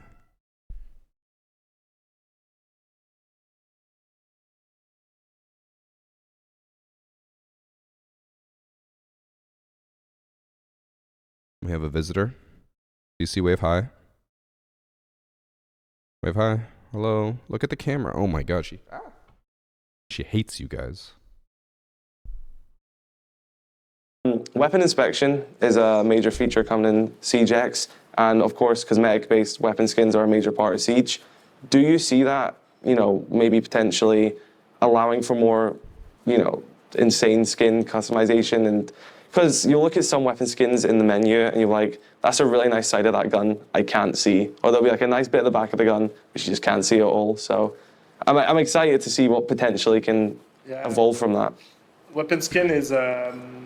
we know that once we introduce a weapon inspect into the game with CJX, weapon skin is just going to be having even more value to players because it's the thing that they see on screen pretty much all the time. Like your headgear and your uniform, it's really cool. Like it personifies a little bit how you perceive yourself within the game. But ultimately, like the weapon skin is the thing that you see all the time with the charm or if you have one equipped. So it is for us a major area of focus and investment that we want to do in the coming years as to how do we improve our weapon skins lines and potential cosmetics on them, because we know already that the moment that we'll put this in the hand of players, it's just going to drive the value up for them on this type of category. So I think you'll already see some elements of this during the season 2 without spoiling anything. I think you'll see some really cool weapon skins coming up. But we're already like looking at the next iteration and what type of R&D we need to do in order to unlock even more potential for weapon skins. So it's going to be a major investment that we're doing in the next coming years, because one thing that like looking into this, like our weapon skin system or weapons in general, like they've been made in 2013 when the game was in conception back then. The industry and everything evolved a lot since then. So we need to kind of transition how we want to do things. So it will take time. It will be by iteration, but that's the overall philosophy and direction that we're heading in the future. So a really good point, because you're totally right. That's exciting, because I just love skins and I'm happy to see more. Well, I definitely, that was terrible doing that. Like 4 different takes of me having a... Okay. This is just his outro, so they're done with the interview here. We're going to go full screen, and we'll talk about a few more things I want to mention before we end. So, this is not ideal because my mic blocks half of it. We already talked about most of this. I kept stopping and talking about it instead of like waiting till the end to go through all my points. But the last few things I want to talk about, so we were talking about gadget skins, popularity versus skins. I know people complain about popularity and they're like, well, why does Ash have so many skins? It's because she's fucking popular. Personally, I get that it can be, or overall, I get that it can be annoying that your favorite operator, Gridlock, maybe doesn't get the same skins as Ash, but at the end of the day, you gotta acknowledge like popularity sells. If they release an elite skin for Clash, it's gonna sell way less than an elite skin for Ash. That's just facts. You can't be upset about that. It sucks, but you can't be that upset. The balancing fun versus tactical. It's interesting that he said that they try to basically keep it like somewhat even, so that in every season you can look at it and be like, oh, there's this wacky skin I want, or someone can be like, oh, there's this tactical skin I want. Because personally, as someone who loves the wacky skins, I feel like it's very rare that we get wacky skins. I think the only time we really see wacky skins is with events. And since events have mainly been recolors, there haven't really been that many. So like Doctor's Curse, the Muppet one was really good. There have been some other events with some wacky skins. Like those are the only times there's wacky ones. There's never a wacky skin in the battle pass. There's never a wacky skin in the membership. So it's like, if you want something fun, I feel like you, even though that seems to be like the majority of the community, it seems to be like the smallest amount that they put out, which I feel like they should just put more out. Weapon inspect. What I would have loved for Kudos to mention, but unfortunately he didn't, is why the weapon inspection, to put it nicely, is not that good. It's a good step. I'm happy they added it, but I really hate that the weapon inspect is like, instead of holding everything out and seeing everything, you put it like down a bit and you still can't see half the gun. And then they like turn it and then all you see is the barrel. It's like, I want to see everything. I want to see the entire skin. So I don't care if your arms go like that. I want to see everything. Show me everything. And then it doesn't help that the animation is the exact same for every single gun. So I wish they would have put a bit more effort into that, but he said himself that apparently animation or like the weapon inspect is the first step into getting better skins, so whatever. Which then brings me to my last point. He said the skins and the guns were all made back in the base of it was made back in 2013 when the game was being made. And he's like, it's time that we transition and like upgrade things. What I want to know is that why are they only just now saying like it's time to upgrade and transition into this new era of skins 10 years later? I feel like for a long time people have been saying the skins have been kind of meh and need to be upgraded. And it's like, why is it now only in the year 10 of Siege? Like, okay, it's finally time to do this. Especially when monetization in skins is like the one thing keeping the game alive. Why are you waiting that long? I don't know. Will Ubisoft ever introduce knife skins? I think they wanted to do that, and that's when Zero came out. He has the karambit or whatever it's called knife. I don't know how he knives, but it's like a curved knife. I think that's what like they were eventually or thinking about doing that, but then they just never did. Azami also has a different knife. I think the marketplace really put into perspective how much people want better skins.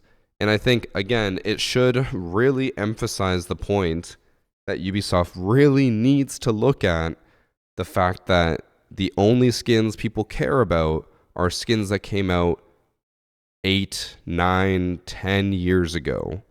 How is it that not a single skin in the last 7 years comes close to competing with 8-year-old, 9-year-old, 10-year-old skins? And I understand Kudo said he's like, well, I'm getting tired of Black Ice. I kind of am too. But the fact of the matter is that no skin even comes close to that. Why are they, I guess, focusing more on devaluing those skins with the marketplace and like making it more accessible? Because he even said earlier, and I didn't really mention that too much. Where was it?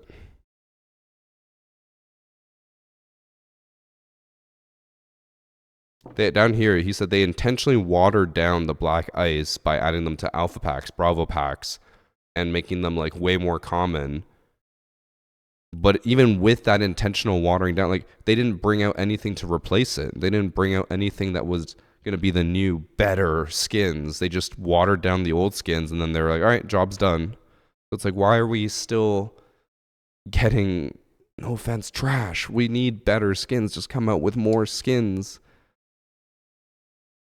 And honestly, again, this is coming from the perspective of someone who does not buy skins in any game. So maybe I'm not the person to be talking about this or asking about this, but is it not like very shocking that Ubisoft or Siege has survived this long with how bad its overall like cosmetic system is compared to other games? Because you see other games like League, Valorant, Call of Duty, Battlefield, and their cosmetics and how crazy they can be and how many people love them. And it's just like Siege literally just releases like plain skins and people will still buy them for whatever reason. It's like, I feel like that is incredibly lucky that Siege has lasted that long. So I think even though a lot of people complain, and I think rightfully so, about the cosmetics, the fact that Siege is still alive is insane. And I think it could do even better if they just made better skins. Just more, I don't know, wacky, more creative. They added 3D gun skins, and then all they did was add like a shut up, CC. All they did was add like one little like bolt that extends out to the side, or like they had like one dragon skin that comes out. It's like, okay, that's cool. It's like it's 3D, it's a dragon. And then they just never did that again, and they never added anything to it. It's like they could do so much, they could add so much, but even with the 3 skins, it's still just like one skin per season, usually in the battle pass, and it usually doesn't look that good. I already have an idea. I don't think I would get any interview with Mohammed anytime soon since he just did one with Kudos, but I already have so many ideas for like what I would ask him in an interview. But I would say this. I'm not trying to shit talk Kudos or anything, because he is such a fan of or like skins and stuff like that in Siege. I do think he was a lot easier in this interview than I would have been. But again, we have very different perspectives. He is like, he loves the skins, he loves the lore. I hate lore. The skins I think are really bad in Siege, so I would come in like probably a lot more hot and heavy on this one than he did. But I would love to like pick his brain, Mohammed's brain, about some of the decisions, because like I find a lot of them very questionable, and I think monetization in Siege could be it could be improved a lot more if they just changed a few things. Oh, that's my end rant. I don't think there's anything more to talk about in the video. I still think it was a good interview overall. It's very interesting. And I know, how do I phrase this? I already saw some comments on my Twitch chat, and I'm sure we'll get some comments on YouTube when this goes up as well. People saying that Kudos is a sellout or whatever. I wouldn't necessarily agree, because I think he just is passionate about this part of Siege, whereas the rest of us are more pessimistic about it. Again, I don't buy skins in games. I don't care for skins. I don't care for lore. I don't care for explanation. I just want something bright and wacky, as he puts it. And that's not necessarily their main focus. So we just have very opposing views on it. He loves this stuff. Obviously, he's going to be more hyped about it. He even said like a lot of things he likes, which are things I don't like, but I just don't share that view on it. So it's not necessarily being a sellout. It's just what he enjoys about the game. You know? So don't be mean. I think it was still a good interview. I think he asked some good questions. I do think a little bit, it was just like my Alex interview. There were times I asked Alex a question, and then it got so like long-winded in both the question and the answer that we didn't really end up answering the original question. And the same thing happened here. It's just bound to happen. So while it sucks that we didn't get some of the exact answers we wanted, at least we got some insight. And overall, it's better that Ubisoft does things like this. If they keep doing interviews like this, I think this will be a good step forward for the community, because I think interviews between creators and developers really helps bridge that gap so that the community can understand the developer mindset a bit more, instead of just being like, the devs don't care and it's fucking garbage, stuff like that. Like, I think this is overall good, and they need to do more of this. Ubisoft, if you're watching, let me know. I'll always do more interviews. I'm always down. Okay, I think that's it for the React content.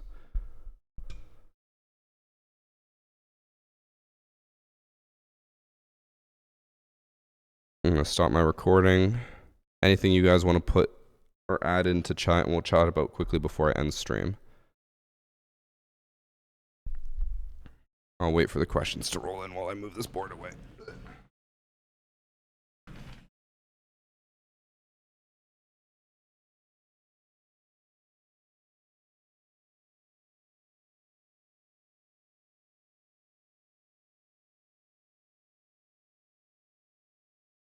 Also, I'm slightly convinced that the whiteboard made this area hotter. I think it was like reflecting the light and making it hotter here.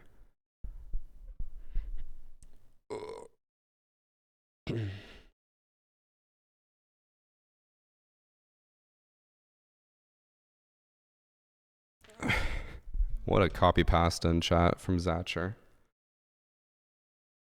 That's a creative one.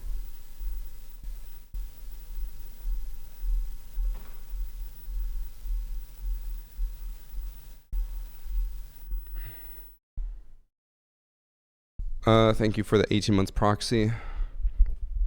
What kind of elite skins do you want to see next? I would like to see maybe event ones, honestly.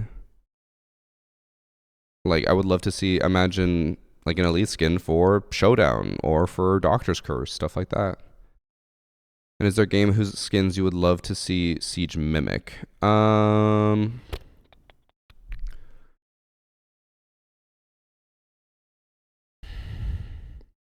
Honestly, I know this is going to sound like a dumb answer. I think Spectre Divide had pretty good cosmetics and monetization overly expensive, but I think they had like good skins. They had basic ones, and like it could upgrade as well. They had custom animations and reloads. I think Valorant maybe is a bit overboard and probably doesn't need to be in Siege. So like I think Spectre Divide was a good in between. It was like in between Siege and Valorant because they were still somewhat more like grounded skins without being like a dragon that literally like eats your arm or whatever. I think that would be better. So basically a toned down Valorant.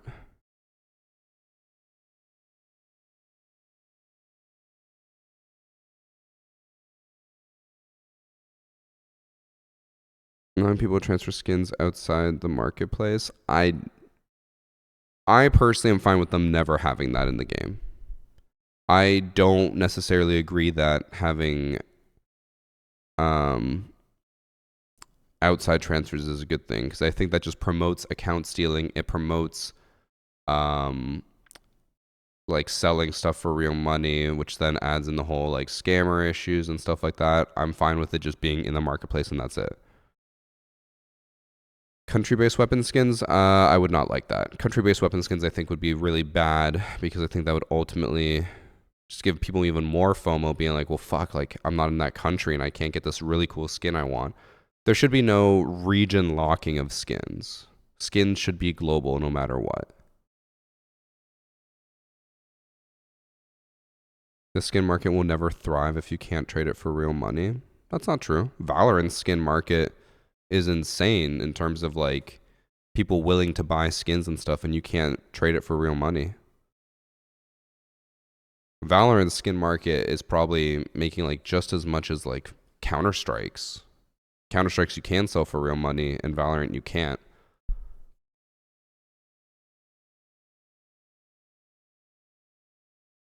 Skin transfer outside marketplace opens the door for gambling / buying skins for money, so it just adds a lot of liability. Yeah, I don't think that would be a good thing. Any thoughts on Ubisoft giving 100K sponsorship to streamers? In what world are they giving streamers $100,000 sponsorships? I assume that's a rumor? Or what is that based off of? Because I've heard of like collaborative deals with Ubisoft for a lot of money, but that's usually like, you know, you have deliverables and stuff. It's not just play Siege and get 100K. There should be a way to get elite skins without needing to invest money into the game, just like Marvel Rivals. I kind of disagree. I don't think there's anything wrong with there being skins in the game that are only purchasable with real money. I think that's a perfectly valid and completely fine thing to have in a game, especially one game that's going free to play. I don't think everything has to be grindable, because at a certain point, you do have to like incentivize people to actually be willing to give you money to keep the game alive.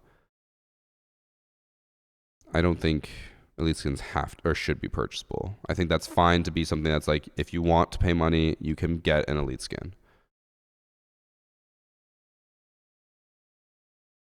Thank you for the 85 months to evil.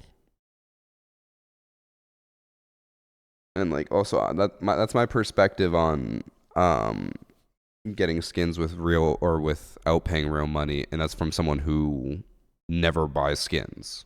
So I think it's fine. Would I buy Clash Elite? I mean, well, I have like 80,000 credits, so I'm gonna buy every Elite. I think for 7 months, not so goated. What about linking a phone number to your UB account? That would be awesome. They already do that. We were just reviewing Kudos's interview 0 with the cosmetics like director of Siege. So now we're just talking about that, but I'm gonna end stream after we're done discussing this. Yeah, you have to have a phone number to play ranked Reeve. I think. They did for a bit make it where you could just add an email instead, but I'm pretty sure they made it now where it's phone number only.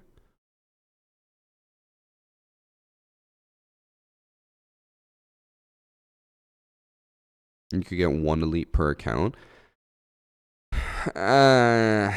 you got to remember that when it comes to gamers, you give them an inch and they want a mile, I think is the American phrase. So let's just say Ubisoft, for the sake of argument, they open it up and they're like, every account can now buy one elite skin for 500,000 renown. And once you get your one elite skin, you can never buy another one again. You know, after everyone gets their first elite skin, they're going to be like, when can we get another one? And Ubisoft will be like, well, you can't. And they're like, but you allowed us to do it once, so when can we do it again? And people will just want more and more and more. They'll never be happy. So I think it's perfectly fine to just be like, no, this thing is only ever purchasable with money and nothing else. I'd rather them have that standard than be like, okay, like maybe we'll shift it. Because then also the other bad part, and this is what happens with any game, once they set the precedent that like, okay, something was money and now you can get it for free, people will just be like, I don't ever want to spend money because what if I can get it for free later? I know there's people who are willing to just buy it now because they want it now, but there's also a lot of people who are willing to be like, if it's going to be free, I'm not going to pay for it now. So people would probably just wait and wait and wait.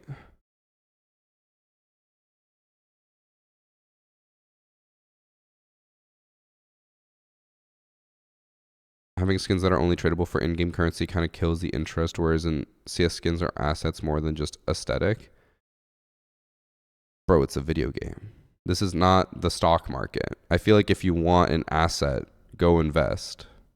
It's a video game.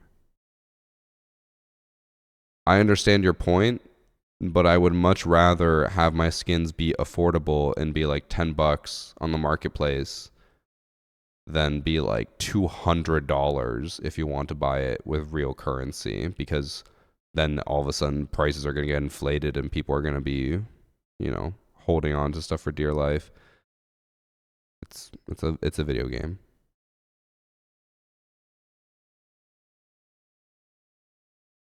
I don't know. I think that they handled the marketplace rollout well. I think it's fine the way it is. I like that there's no direct trading because I don't want stuff to be traded for real money.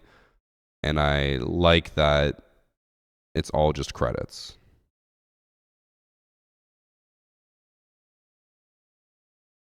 People that buy CS skins have gambling problems. That is true. There's a reason why it's basically a casino. Another thing that makes CS skin economy work is scarcity. CS skins are too easy to get. That's probably something else I should have mentioned in the video or when I was recording. I do wish that they talked a little bit about rarity and why it's so garbage in Siege. But maybe that's something I'll save if I ever interview him. I don't think they would ever actually give me an interview with him because I know, like, even in the Alex interview, I think I was pretty civil and everything. I don't think I would be as civil. Not that I would like belittle him or yell at him or anything, obviously, but I don't think I would be as civil in a monetization interview because I really hate Siege's monetization efforts and how terrible skins are. I think I would be a lot more like, this is bad, and they probably wouldn't like that as much.